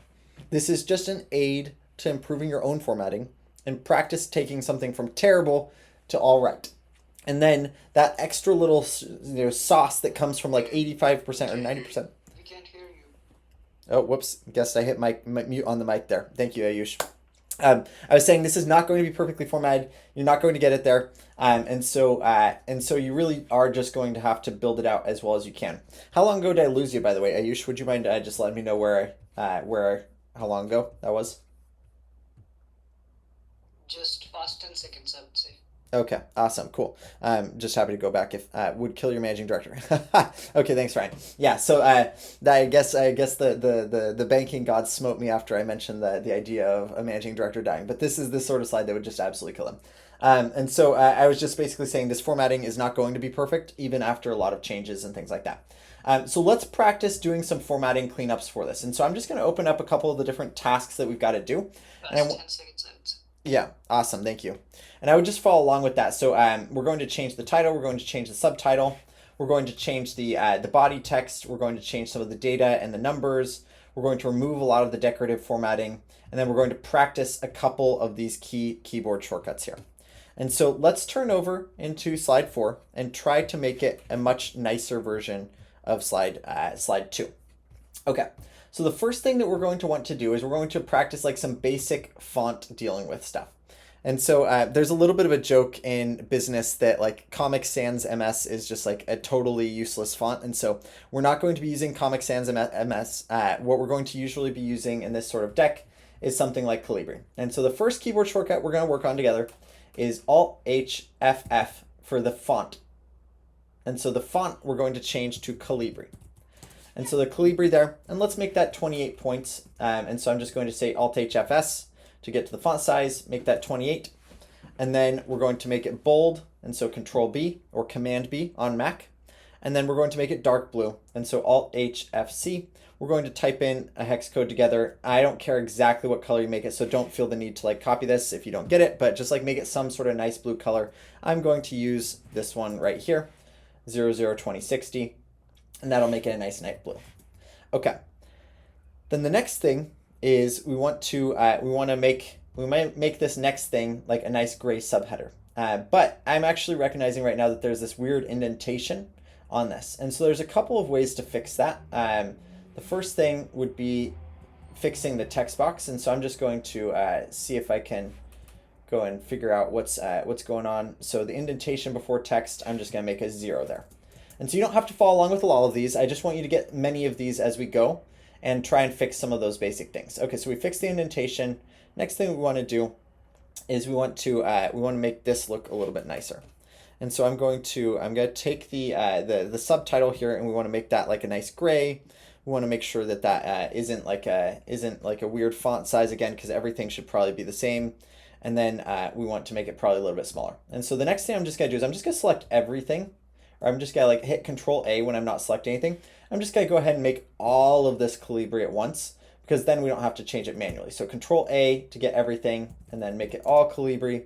And there we go, that like fixed a ton of it. And then honestly, right now I'm just gonna make it all the same font size. So I'm gonna make it all font size like 14, and I'm going to make it all gray. And then that way, a nice dark gray. And so we'll probably make it like that one right there. And then I'll go back and I'll change this to the font size 28, and I'll make it that nice blue. And so that way we don't have to go and change everything every single time. We can just get us most of the way there in one fell swoop. Okay, so we've got revenue, EBITDA, net income, EPS, and free cash flow. And so this as text looks kind of crappy. And so what we probably actually want to do is we want to practice putting this out into different text boxes. And so what we want to do is we want to have the labels on the left, and then we probably want to have some sort of table on the right. Now, why is that bolded? Oh, because this is Calibri headings instead of this one. So I'm just going to copy this format, copy it down, however you get there, and then I'm going to do Control V and then Control keep source formatting K, and then I'm going to make this say free cash flow, and then 312 million. Okay.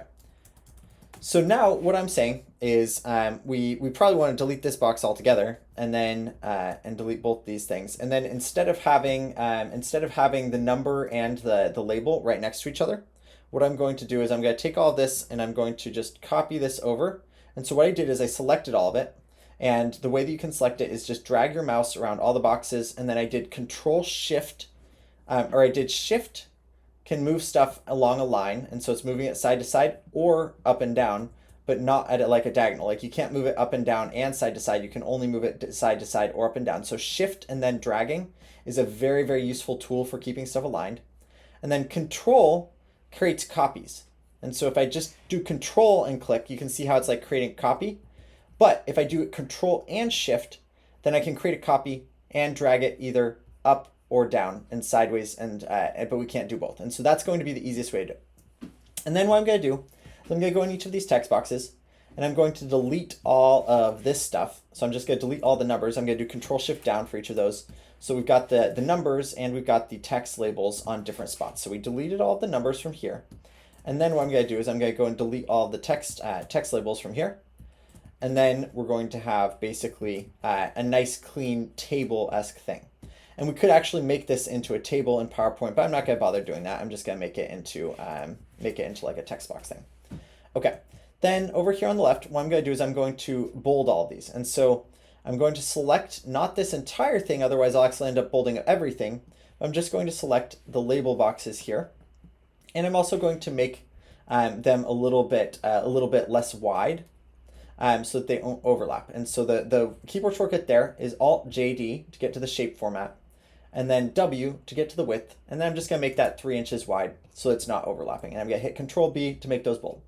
Okay, so we got the revenue, we got the EBITDA, net income, EPS, and then we got the free cash flow. Now, the next thing that would be nice is fixing this source down at the bottom.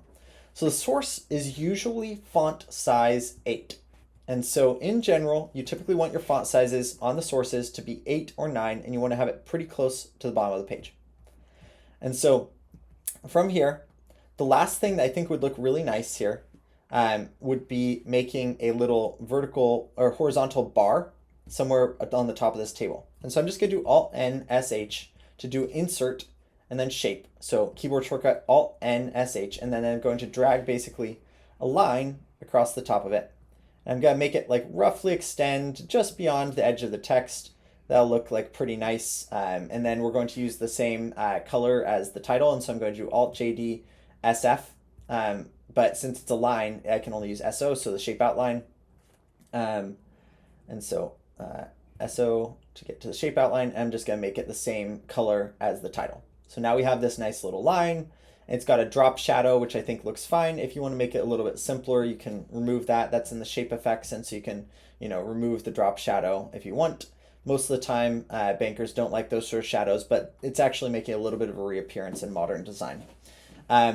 So that looks pretty good. Took it from this to this. Not perfect, but a lot better. Okay. Exercise number 2. This one's going to be using alignment and distribution. So these are very, very important skill sets in your PowerPoint toolkit, is being able to align stuff and distribute stuff. So if you haven't used the align and distribute functions, this is for you. So what we're doing here is we're looking at this like little box slide here. And you can see it's super wonky. They're all different shapes. They're not aligned. It's not lined up. It looks really bad. And so what we're going to do is we're going to align them across the top. We're going to distribute them. We're going to make them the same sizes. We're going to center the group on the slides. We're going to align stuff, and we're going to practice some of these keyboard shortcuts here.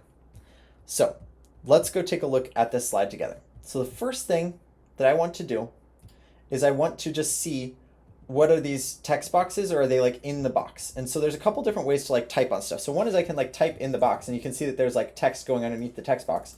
And so I wasn't sure if this is a text box or if this is the shape.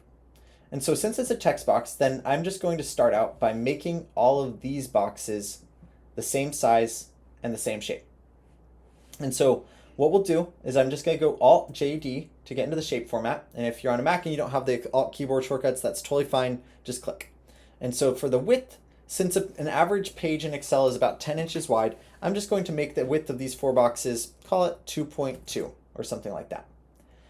And then I'm going to make the height, call it, 3.5. And so we'll make each of those boxes that. Okay. The next thing I want to do is I want to start aligning stuff, because right now it's like, and so what I'm going to do is I'm going to align everything to the top.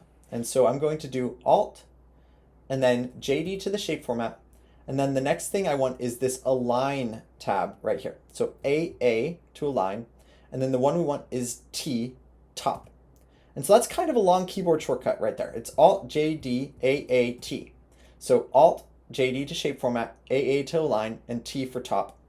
And depending on your Excel version, your letters might be slightly different, but that's generally the main one. And the problem with this is that's really, really time consuming to do. And so I actually put that one in my quick access toolbar. So I do Alt 3 instead of Alt JDAA and then T. So Alt 3T. Then the next thing that we want to do is we want to distribute. And so what I'm going to do is I'm going to try and distribute these horizontally on the page so that they look nice.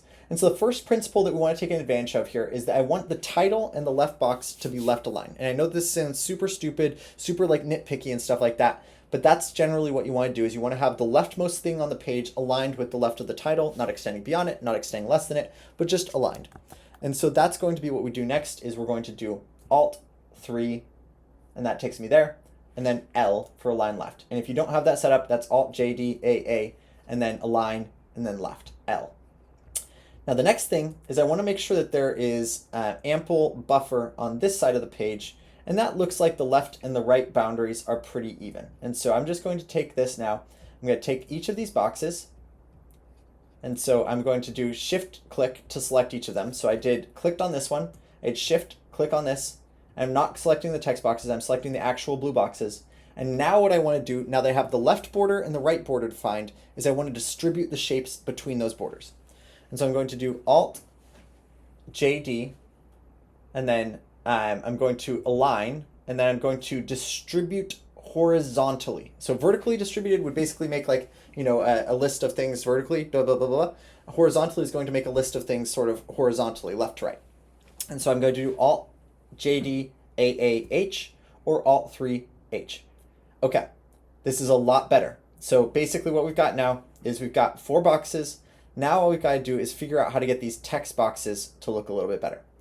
And so I'm going to take all of these, I'm going to select the whole thing, and then I'm going to do Alt 3, and then I'm going to do center, align center. So Alt JDAAC or Alt 3C. And then I'm going to do that again for each of these boxes. And notice that I'm being pretty careful here. I'm not like going and, you know, selecting, oh, the second thing, and then like accidentally getting this box in there too, and then doing Alt 3C. And so that would just like totally mess it up. And so you have to just select the stuff that you're actually trying to center, and then center. And so I'm going to do that again. And instead of doing Alt 3C or Alt JDAAC, I'm just going to hit F4. And so F4, as a reminder, that repeats the last action. And so if the last action was center, this is also going to center that. And then same thing on this next one is going to be Alt 3C and going to center that one. Okay, so we're 80% there. Next up, we got to get all these titles aligned. And so I'm going to try and do a text box. I'm going to try and select all the titles without selecting anything else. And then I'm going to basically align those on the middle. Okay, so we got the financial segments. And then I'm going to try and do the same thing with each of these. And you can see that I accidentally caught like a bunch of this stuff. And so I'm going to do Alt 3M, line that in the middle. And then I'm going to try and select all of these without selecting any of the revenues. And then I'm going to do Alt 3M for those. Okay, that's looking a little bit better. Now, just from a design perspective, I think that these text boxes are too tall.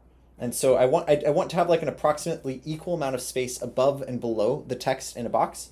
That's a good design principle. And so I'm just going to go and I'm going to adjust the shape height to Alt JDH, and I'm going to probably make it, I'm going to eyeball it, I'm going to call it 3.1 inches. Maybe 3.2. And like realistically, that doesn't matter. It's just like a design preference. Okay, what else can we do to make this slide a little bit nicer? Well, first off, what we can do is we can add like a little white line that goes across the text, across the box on the text. And so what I'm going to do is I'm going to copy this line shape here, because you never want to like redo stuff when you can just copy stuff. And I'm going to align this the left, and so you can see I'm doing like the shift click or shift drag, and then I'm to click move there. And then I'm going to make this the same width as the box. And so if the box, let me remind myself, I think it was like 2.2 inches. I'm going to make this line right here also 2.2 inches. And so instead of trying to like drag it and make it 2.2 inches, because sometimes I might accidentally like drag it up or drag it down or make it like 2.3 inches or 2.1 inches or something like that. What I'm going to do is I'm just going to go straight to the JDW and make that 2.2 inches. And so that's now there, and now I want to make sure that it looks good. And so I'm going to make this white, and now we've got this nice little white box here. I'm going to copy and paste that. One of the annoying things about PowerPoint is that when you paste something, it doesn't paste it directly on top of it, it pastes it down and to the right. And so then I have to go and basically do that 4 more times. So V, and then I'm going to take all of those, I'm going to align them on top, so Alt-3-T, and then I'm going to take this one, and what I'm going to do is I'm going to align it right. So I'm going to do Alt-3-R is the fastest way to get it where I want to. I'm going to take this one, I'm going to do Alt-3-R to get that over to the right. I'm going to take this one right here and do Alt-3-R to get it over to the right. And so now we've got 4 nice boxes. They look pretty good, honestly, not gonna lie. I'm going to italicize these percentages down here. I think that would make it look even a teensy bit nicer. So Control-I to italics. And then the only last thing I'm going to do is I'm going to select these 4 right here. And I'm going to change it basically to add a period after rev. And so I'm going to do rev. And then I'm going to basically match the case. And then I'm going to do rev period. I'm just going to do replace. So Alt, and just note that the Alt keyboard shortcuts in PowerPoint don't work as well as they look like they should work. And so when I hit Alt R right here, it doesn't actually replace it, which is super annoying. I think that's a bug with PowerPoint that's been around for like a decade, but is what it is. You just have to click replace on that. And like I said, you're going to be using your mouse a lot more in PowerPoint than in Excel. Okay, looking pretty good. Let's move on to exercise 3. And so exercise 3, this is a comps table. It looks terrible right now. We're going to make it look a little bit nicer. And so what we're doing here is we're going to do a few things. First off, we're going to fix the font colors on the top row. Second, we're going to do alternating colors on the intermediate rows. We're going to work with like some table borders type stuff. We're going to work with some alignment. We're going to work with some of the number formatting. And we're going to practice some of these alignment keyboard shortcuts and some of these cell management keyboard shortcuts. Okay. And this time I'm actually going to create a before and after just so we can compare. And the best way to do that is to select the slide. So I actually just go and click the slide and I hit Control-D to duplicate it. And so now you can see we've got 2 versions of the same slide. And I'm using up and down arrows to toggle between those when you're in the sidebar there.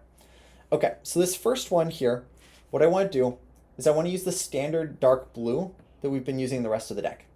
And so I'm going to do Alt-2 to get to my shape fill, or for you, that'll be keyboard shortcut Alt-JDSS. And then we'll make that either that dark blue, or actually we did have this dark blue earlier too. I liked this dark blue a little bit better, so I'm just gonna make it this dark blue. I don't really care what color blue you make it, just pick something nice and be intentional about how to change that. Okay, next thing that I want to do is I want to deal with some of the colorings here. And so this is where we can start getting into the table design tabs. And so let's go play around with those for a second. So right now we are in the home tab. The table design tab lets us do a bunch of stuff around shading and borders and things like that. And then the table layout tab, you can see, and I'm just going to click it for ease, enables us to like add rows and delete rows and things like that. And so the table design is where we're going to start with here. And basically we can create a custom table design, or we can go and just like manually change things like we were doing before. And so for this one, I just wonder what will happen if we try making that the gray. I think would look nice. And then we'll just go back and we'll just change this fill-in to the dark blue again. Okay, great. Then next up, I want to make sure that all these numbers are right aligned. And so what we're going to do here is we're going to do Alt-H. I'm going to select all the cells that I want. So just Shift-click, selecting all of those rows. And then I'm going to do Alt-H-A-R to align those right. And so that's going to take it and align it right. And it looks like I might have accidentally clicked something, so I undid that, or just changed it in one cell. And so I'm just going to hit Control-Y so that it does it for all of them. Now the next thing is it's a little bit weird to have everything like aligned at the top. And so what I'm going to do next is I'm going to do Alt-H-A-M. And so what that does, or sorry, A-T-M. And so that aligns text vertically. And so here is the horizontal control. So we can align stuff left, we can align stuff center, we can align stuff right. I'm going to do undo that. And then here we can align stuff top, middle, bottom. And you can see like if you hover over it, it previews it. And we're just going to keep things in the middle. Okay. So then next up, one of my other favorite tools in the keyboard layout here, oh, whoops, I accidentally also made that left aligned. So we'll make that right aligned again, is the distribute functions. And so let's say that we need to add a new row here. And so I'm going to do Alt JL. I'm going to do Alt JL, and then it's going to be the row above here. And so that's, let me just let it catch up. And so that's going to be the V to add the above. And then we've got this extra row, and you can see it doesn't fit above the label here. And so what I'm going to do is I'm going to like drag it up there. Now that looks like that worked pretty well. But let's say that I accidentally just was like, oh, I've got to make the table shorter, so I'm gonna like scoot this row up and things like that. Well, now you can see that like this row is big, this row is small, this row is big. And so then we can get into the distribute function here. And so I'm gonna go Alt and then JL, and then one of my favorite functions in PowerPoint tables is UR distribute rows. And so then it just makes all the rows again the same width or the same height, and that's going to be really nice if you add your new comp in here. Okay, great. So before and after, we've now got like a slightly nicer looking one. The numbers are formatted in the right places, and like all the text is the right colors and things like that. It's aligned properly. We've got the centered. We added a new comp and fixed the formatting. So that looks pretty good. Let's move on to exercise 4. So exercise 4 is basically a bar chart, and this is going to be our first test with charts, because charts, you're going to be spending probably half of your time in Excel and PowerPoint specifically just building bar charts and line charts and stock price charts, and you would not believe how many charts you build as an investment banking analyst. And so on this one, we're going to do a few things. We're going to remove some grid lines. We're going to change some colors. We're going to add some data labels. We're going to format the axes. We're going to remove the legend, and we're going to add some titles. We're going to make it very flat. We're going to make it very clean, very professional. And we're going to work with some of the chart design tools and some of the delete tools and just like general chart formatting. Okay, so right now, this chart right here looks like something that you'd see in a middle school science fair. And that is not going to fly in investment banking, to say the least. And so the first thing that you always want to get rid of is these cross labels here. And so you can see these little labels right here. We do not want those. And so I'm just going to show you a little bit about like where those come from. And then I'll show you how to delete them. And so this is going to come in the chart design and formatting or chart design section. And so the chart design, there's like a lot of stuff that you can do on layout. So you can like add these, I believe these are called like the grid lines. And so right now we've got like the primary horizontal ones, and you can add vertical ones. You can add like more horizontal, more verticals and things like that. The more grid lines though, the more amateur your chart looks. And so what we're gonna do here is we're just gonna hit delete. But now you might say, oh, well, now, Max, I can't tell, like, is that 2100 or 2200? And so that's when, instead of having grid lines, what you do in banking, so you can still read it, is you add data labels.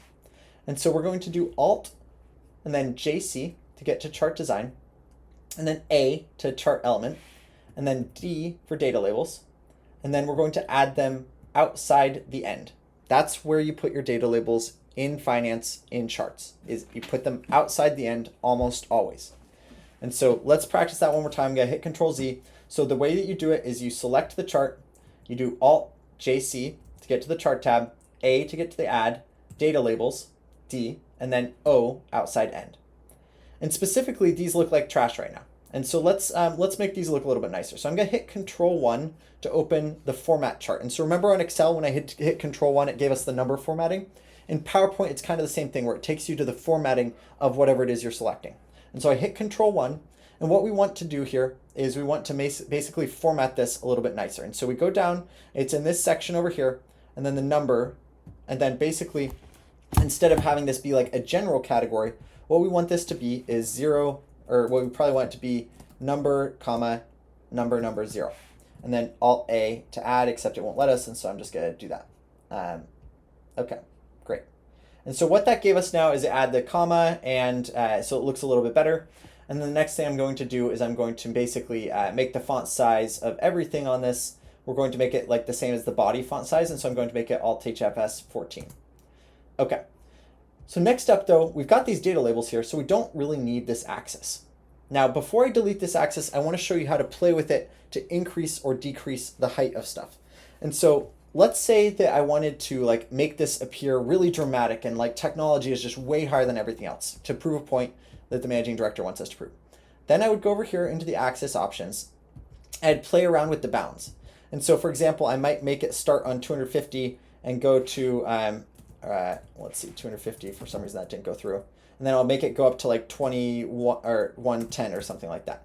And so that way it like makes the difference look even more stark. Or if I wanted to make the difference look less stark, then I would make this 0. I just make this 10,000 or something like that. And then it all kind of looks the same, right? And so you can play around with the units. In general, though, it's bad design to do anything other than start at 0 and end slightly above the top. And so I'm just going to make this at 2200. And you can also click reset to like let it do whatever the auto is. And then I'm going to get rid of the axis here. So I'm going to get rid of the axis simply by hitting the delete key on the Windows. Notice I'm not hitting the backspace key, although I guess maybe that actually also works. But usually I just hit the delete key in the upper right, and that deletes the axis. And that's tricky though, because I can't adjust the formatting of the axis if the axis isn't there. And so if I want to go back and adjust the y-axis, I actually have to go back and I have to add the axis. So I do Alt-JC, A, X, and then V for vertical. Then I can go and I can play around with this. I can make this, 2200 or something like that.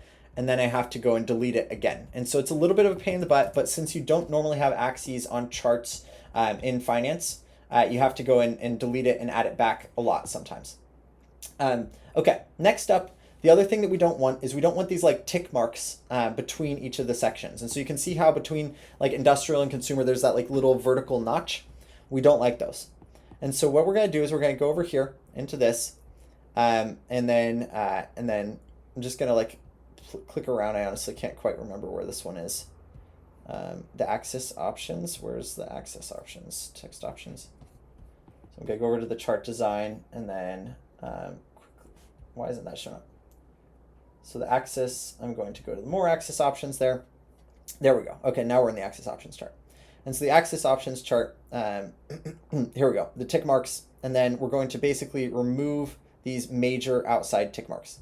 And then you can have like minor ones if you ever wanted to, that like add like ones on the bars themselves, but like realistically, you never really want the tick marks. Like if the chart isn't very clear, like if the label is not below the bar, then like your chart is wrong. And so you've got to make sure that it's simple enough that you don't need these weird like extra little pieces. And so we just removed a ton of stuff. We removed like the bar lines, we removed the vertical axis, we removed the tick marks, we removed a lot of the different things because we want these charts to be as simple as possible. Next thing, part of the simplicity, is you always want the bars to be the same color unless there's something that you're trying to make stand out. And so what I'm going to do here is I'm going to do Alt, and then this one we can use actually the Format tab. And so I'm going to do Alt-JA and then SF for the shape fill, or San Francisco, whichever you prefer. And then we get this this color here. Now, since the title is a different color than that, that's actually kind of bugging me. So I'm just going to do the shape fill as the same as the title. And so what I'm going to do is I'm going to use the eyedropper function.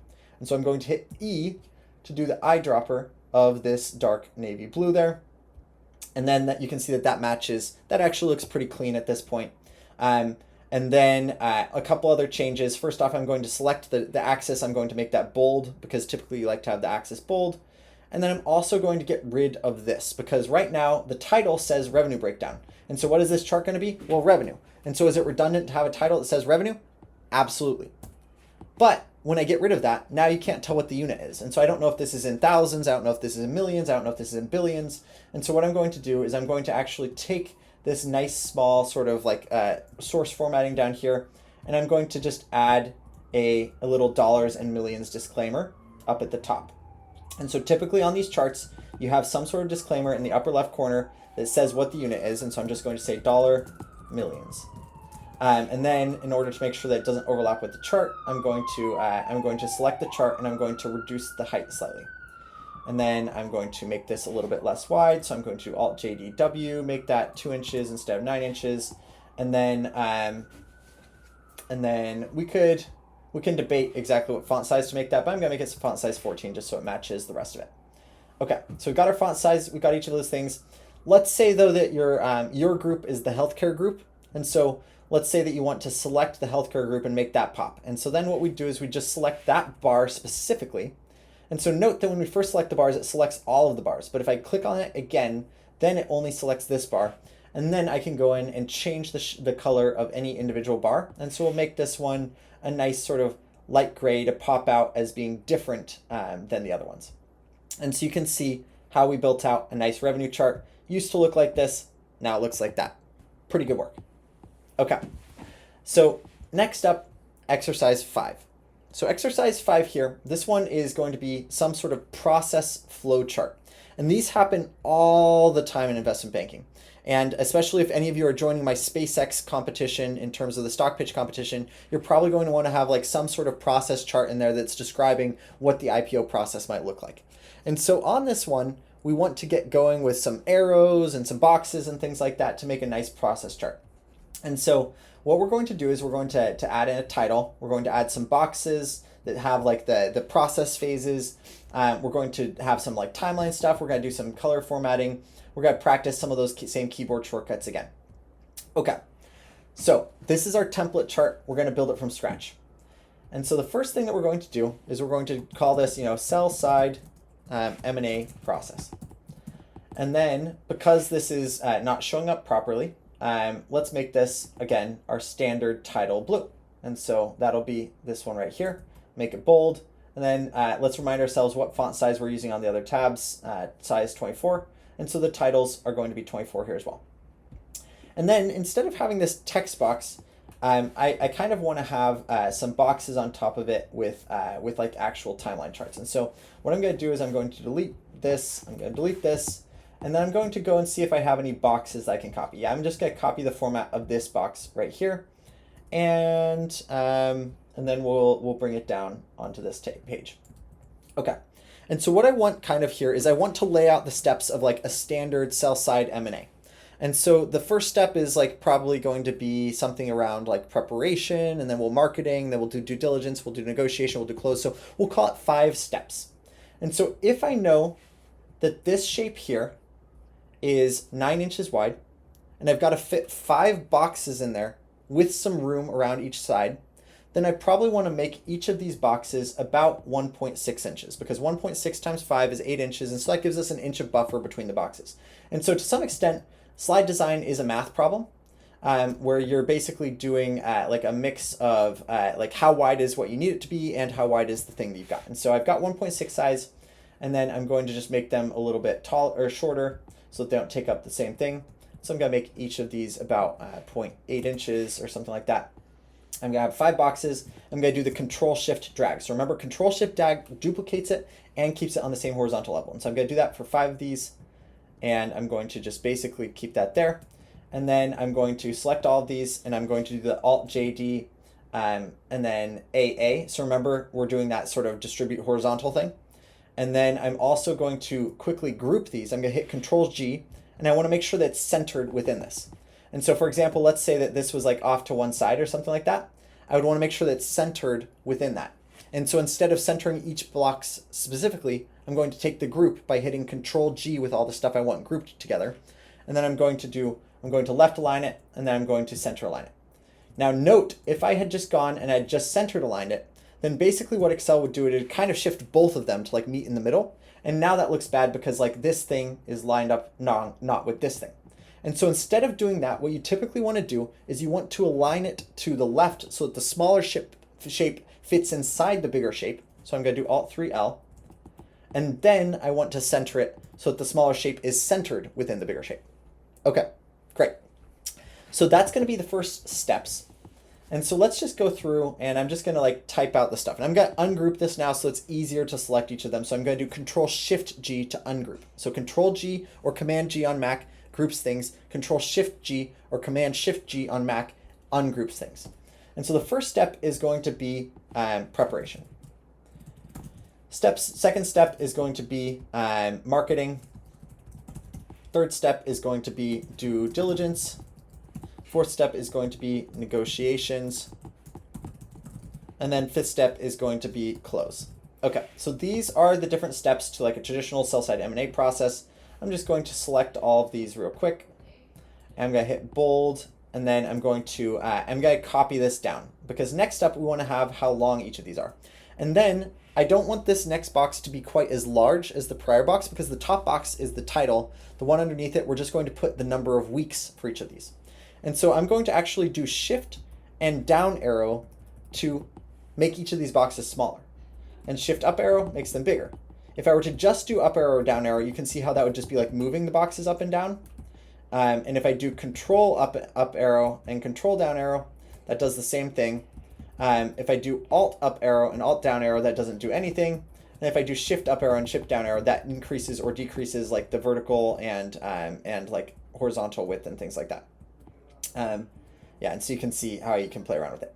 Okay, so I've got these. They're a little bit smaller, and now I basically want to make these a different design format. And so just follow along or change it to whatever you think would look good. But the first thing I'm going to do is I'm going to remove the shape formatting or the shape fill. And so I'm just going to remove this. I'm going to do Alt HS JD SF, and then shape fill is none.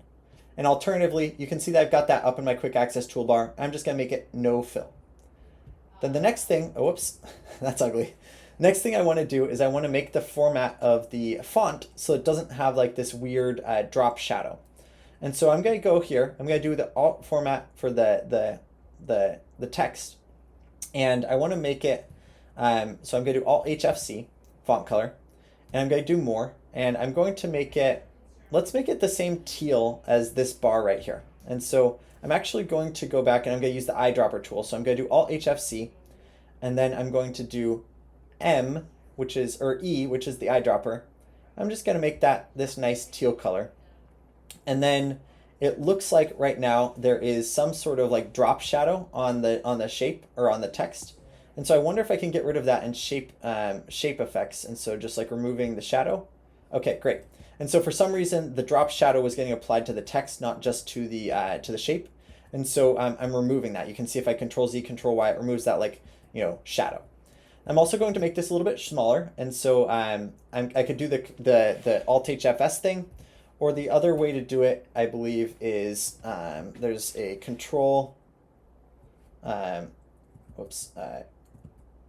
So I think it's Control. Oh gosh, there's definitely a keyboard shortcut for that. If anyone remembers the keyboard shortcut for reducing or increasing the font size, please remind me. Otherwise, I'm just going to go and make that font size 14.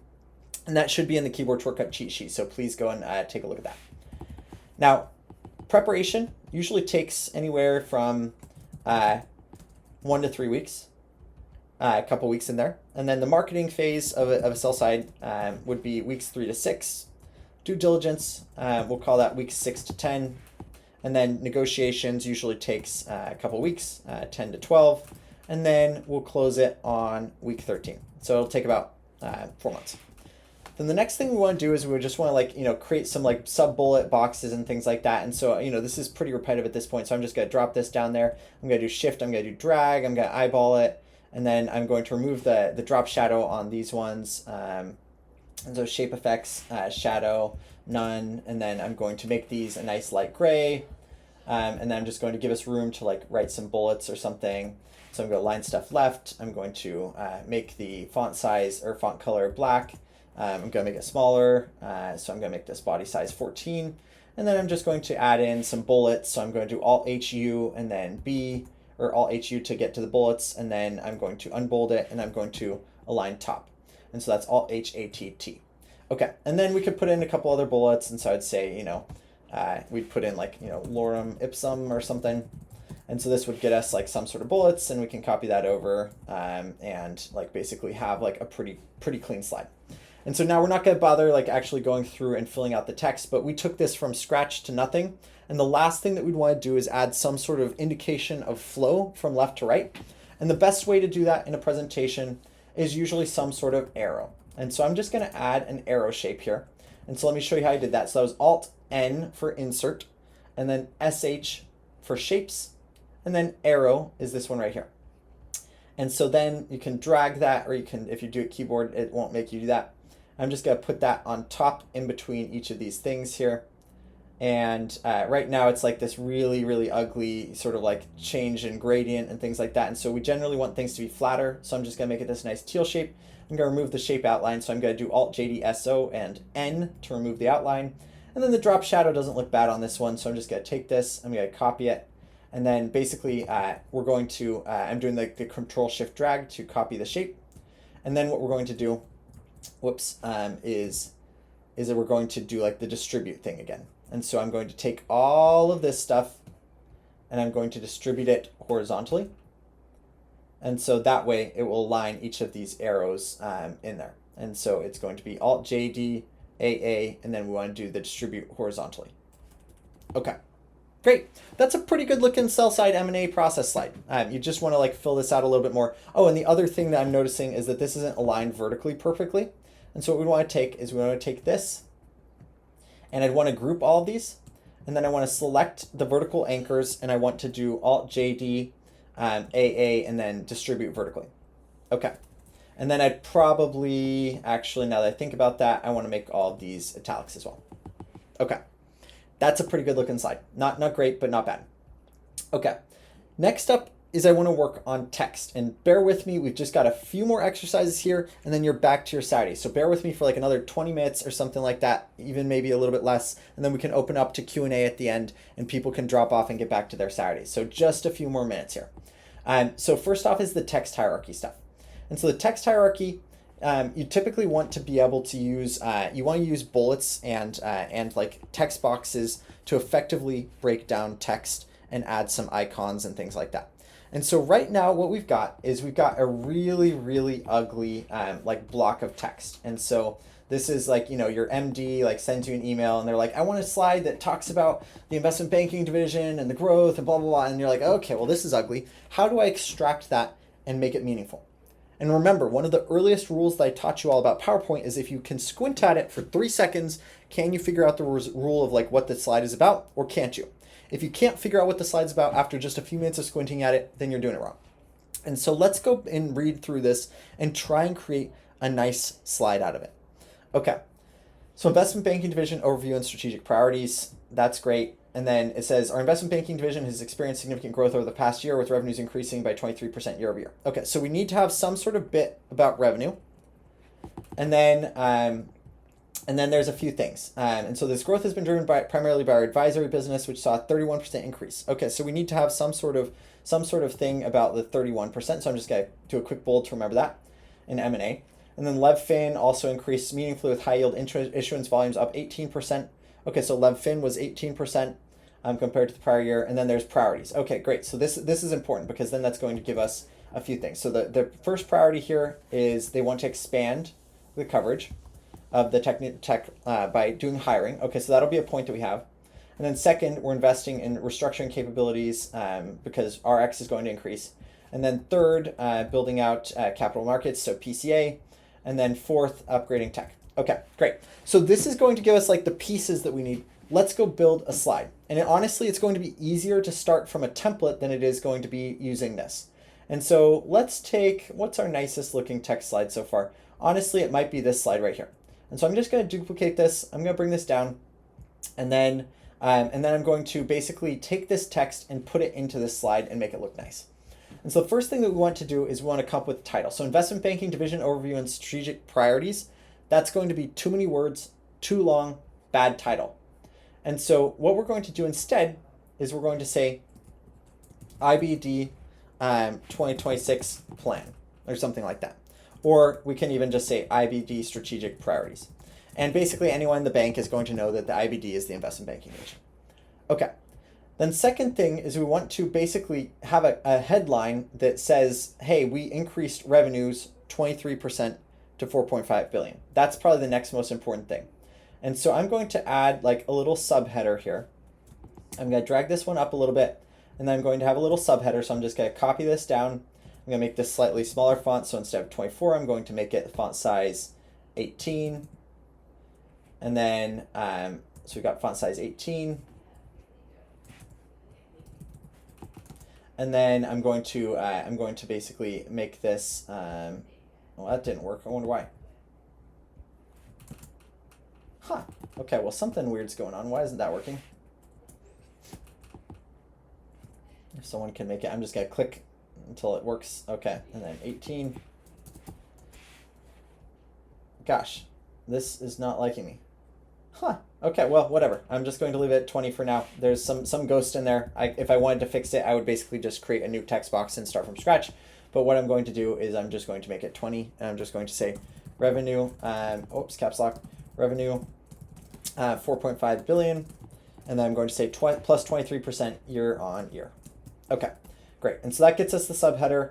And we'll make this, the header here bold. We'll make the subheader not bold. And then I actually do really want that smaller. So why won't that let me? Okay. And then I'm just going to like fix it because that's bugging me. And so I'm going to take this text box up there. And sometimes you do just get like really weird stuff going on with PowerPoint that like honestly I don't understand. My guess is that has something to do with like, Slide Master. And then we're going to basically take this text and delete that text box, insert it there, and then I'm going to drag that out. And then you'll also notice that the indentation's messed up now, so I'm going to go into the paragraph view. And you don't have to follow along exactly with this. Like, I don't care if you get exactly what I'm doing. I care that you get close and that you understand like the principles at play. And so what's happening here is there's like indentation on the text box. And so let's go over to the shape format, and then I believe it's over in the shape format menu here. And then if we go into this here, then we should be able to remove the margin. And so I'm just going to remove the margin there so it lines up. Revenue is 4.5 billion plus 23% year on year. Okay. So that's the first part, is we got some of this information. And then we need to show advisory and M&A, and then LevFin both increased, and then we've got 4 priorities. And so I kind of want to have the 4 priorities in like a 4-quadrant chart. And so let's get rid of this, and then let's build a 4-quadrant. And so the first thing, well, I guess we actually have two numbers that we need to share. And so I'm just going to have like number boxes at the top. And so I'm going to take this number, this box, and then I'm going to shift drag, and then I'm going to align this. And so I'm going to do Alt 3R. And then on this box here, I'm going to put the number about what was the first one that we need to get, which is the M&A business is plus 31%, and in number of transactions, and the LevFin volume is up 18%. And so we're going to say M&A volumes plus 31%, and then LevFin volumes plus 18%. And then we're going to have a section that says strategic priorities. And so then we're going to have 4 strategic priorities, and the strategic priorities. And you can see also that I'm like dragging this until you get those little red arrows on the right that show that it's equidistant between the top and the bottom stuff. And so right here, it's not good. And then right here, you can see if you just drag it very carefully, that's perfectly aligned. There we go. Okay. So then we've got 4 strategic priorities. And so I'm going to basically create a set of 4 boxes. And I'm going to make them a little bit taller. I'm going to duplicate that. So I did Control D to duplicate, or you can do Control C, Control V, either way. And then I'm going to make each of these just a little bit taller. Drag this down a teensy bit. Drag this down a teensy bit. And then what I'm going to do is I'm going to take these and I'm going to make these a different color. So I'm just going to make those a light gray, and I'm going to make the font color a darker gray. And then I'm going to align them on the left. And then I like the indent. I'm actually going to increase the indent a little bit because I don't want the text that close to the edge of the box. And so I'm going to go back over into that indentations thing in the shape format. And again, you don't have to follow this exactly. I just want you to practice making it look nice. And so I don't care exactly how you get there, but make it look as close as possible to what I'm doing. And so we're going to increase that indent there, and then I'm going to basically add the 4 strategic priorities. And so first priority is going to be expanding coverage of our tech sector by hiring 15 additional bankers to focus on enterprise software and cybersecurity. And so if I were to just like copy that sentence, that would fill up this entire thing, and that would look really bad. And so the first thing is just going to be hiring. And so we're going to say, plus 15 bankers, senior bankers focused on enterprise software and cybersecurity. And so we're using some abbreviations, we're using partial sentences and things like that to make it look better. Okay, second thing is there's a priority around restructuring. And so I'm just going to practice synthesizing that. And so instead of copying that entire thing, we're going to use a bullet, and we're going to bold it and use a colon. And so in general, put the first word that's the most important in bold on the left. And so we're saying investing in RX capabilities ahead of upcoming boom. And then the third and the fourth one, it looks like we're around private capital markets and then tech infrastructure. And so again, it doesn't really matter if you type this all out with me, but I'm just going to do so. So I'm going to do PCA, expanding private capital advisories given secondaries acceleration. And then the last thing I'm going to say is tech. So we're investing in new tech infrastructure and Claude code rollout or something like that. And so then that gets us like 80% of the way there. But the thing that's still missing from this slide is visuals. And so what we'd want to do next probably is I'd want to leave some room for a visual on the right. And so I'm actually just going to go over here and I'm going to add a right margin of 1 inch so that we can go and add an icon from there. And the best way to find an icon is there's a website called like thenounproject.com.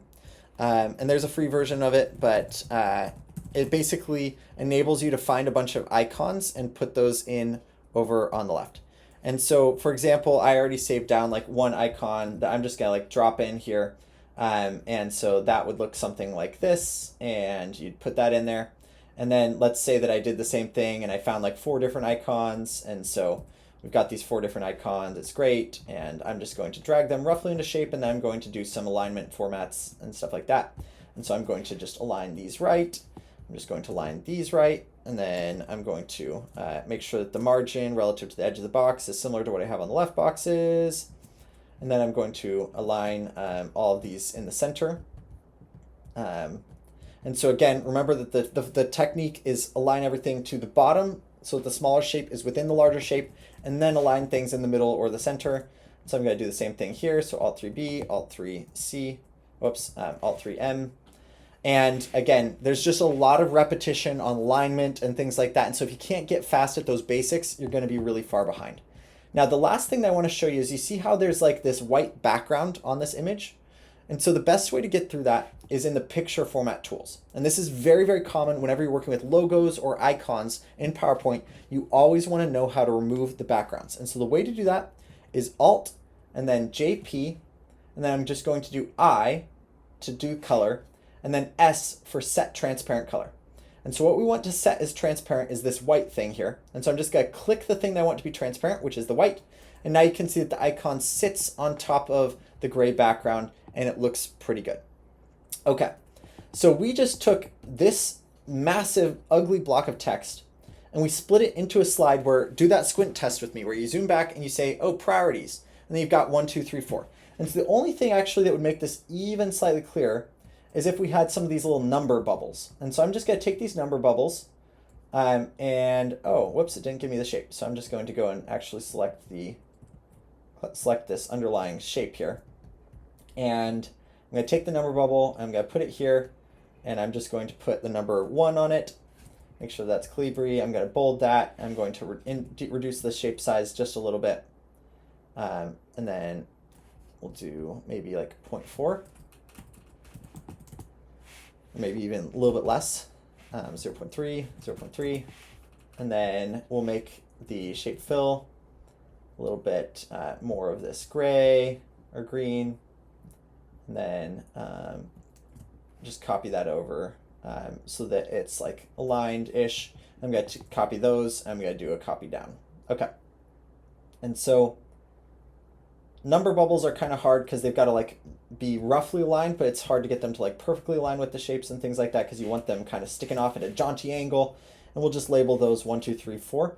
And so that way, when I do the squint test, I can say, okay, there's actually 4 strategic priorities, and then there's just like a couple of statistics and things like that. That's a pretty good looking page.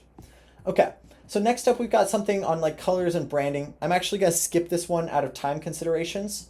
And then I'm also going to, I'm going to skip the data visualization one. This is pretty similar to basically taking like this thing and extracting it into some sort of chart and table. And then I want to just spend 2 or 3 minutes on the slide master, and I'm going to let you all do the speed challenge by yourself so I can take some Q&A instead before the top of the hour. And so on the slide master and templates, basically I just want to briefly introduce you to the world of Slide Master. Now, this is something that we could spend an entire hour talking about, an entire boot camp talking about, but most of the time, your bank or your financial institution that you go work for will already teach you how to use their Slide Master specifically. And so I'm just going to show you the basics. So PowerPoint has two different layers of stuff. The first layer is the layer that you see. It's all the slides over here. It's this slide, it's got this text box, it's got all that stuff, whatever. But there's also a second layer that sits underneath this that has a master format for what all the slides have underneath it. And so what I'm going to do is I'm going to open it by going into Alt W, so view at the top, and then M for Slide Master. And that's going to take us into the alternate version of PowerPoint. And you can see that there's a bunch of different Slide Master templates in here. And a lot of these, we don't use that. We don't have that. We don't have a sideways chart. We don't have a lot of this. And so a lot of this, I'm actually just going to delete. I'm going to go through each of these slides. I'm just going to hit delete until it lets me delete all the stuff. And what you can see is I just deleted all the unused slide ones. And so there's really only one master slide that's getting used. And that's this current one that it won't let me delete. It won't let me delete this slide with the delete key if it's being used. And so if I duplicated this and then deleted this one, it'll let me delete that, but it won't let me delete the one that's being used throughout the deck. And so that's how I know that this is an actually useful Slide Master, because all the rest of them I was able to delete. This one I'm not. Now for this one, what we can do is we can start messing around with it and adding stuff. And so for example, if I were to change the theme in here, then that would change the theme for everything in the entire deck. And if I were to insert a different layout page and then build a slide off that Slide Master, then I wouldn't be able to edit the formatting. I would only be able to do the stuff that was available in that. And so this is a very, very powerful tool. Let me just actually show you an example. Let's say that I included, a screenshot of the Wall Street Mastermind logo or something like that. And so figure out your bank and go and get a logo or something like that. And then we would take, the logo, and we could copy that, and we could just paste it on this page, if it'll let me. And let's just say that I stick that in the corner or something like that. And you'll have the Morgan Stanley logo in the corner or something like that. And then if I go out and I exit the Slide Master, so I do Alt M C, then you'll notice that in each of the slides, now there's the Wall Street Mastermind logo in the corner. And so sometimes it's behind stuff, and you'd probably want to remove the white background so it doesn't look ugly and things like that. But anytime you want to make a change to all of the slides without making a change to each slide individually, you want to add page numbers, you want to add formatting, you want to add fonts and stuff like that, you would go and do it in Slide Master. Last thing I'll just leave you all with here is just a reflection of the importance of learning these skills. And so we've talked a little bit about this, but this is really, really important for two reasons. The first reason is because you really need to make sure that you're smart enough and good enough at these tools to be able to check AI. And so again, over the next few years, I'm probably not going to teach this bootcamp anymore. But we're in this transition period where AI simply sucks at PowerPoint. It's really bad at PowerPoint. And it's kind of sucky at Excel still. And so unless you know how to build these things yourself, you're not going to be able to effectively check it and monitor it. Now, what I'll say is you might say, oh, I'll just wait until AI can build it. But if you do that, you're going to miss out on being excellent for the first few years here. And if you go back and you remember that story that I told at the very beginning about how my first modeling assignment turned into another modeling assignment because I did a good job, and that turned into another modeling assignment, turned into another one, and just ultimately created this virtuous cycle, you want to make sure that you hit the ground running from day one. And so please continue developing these skills, keep learning these things, keep developing, keep growing, and never stop, never get complacent about the keyboard shortcuts, never get complacent about all the new tools you've got on there, because there's so much to learn in this, and there's so much that you can take advantage of to make yourself a better analyst and better associate going forward. So with that, folks, thank you so much for taking the time to join me. If any of you want the recordings afterward or any of the materials and things like that or other boot camps, please sign up. Please feel free to reach out to me on LinkedIn, and hope you have a great rest of your Saturday.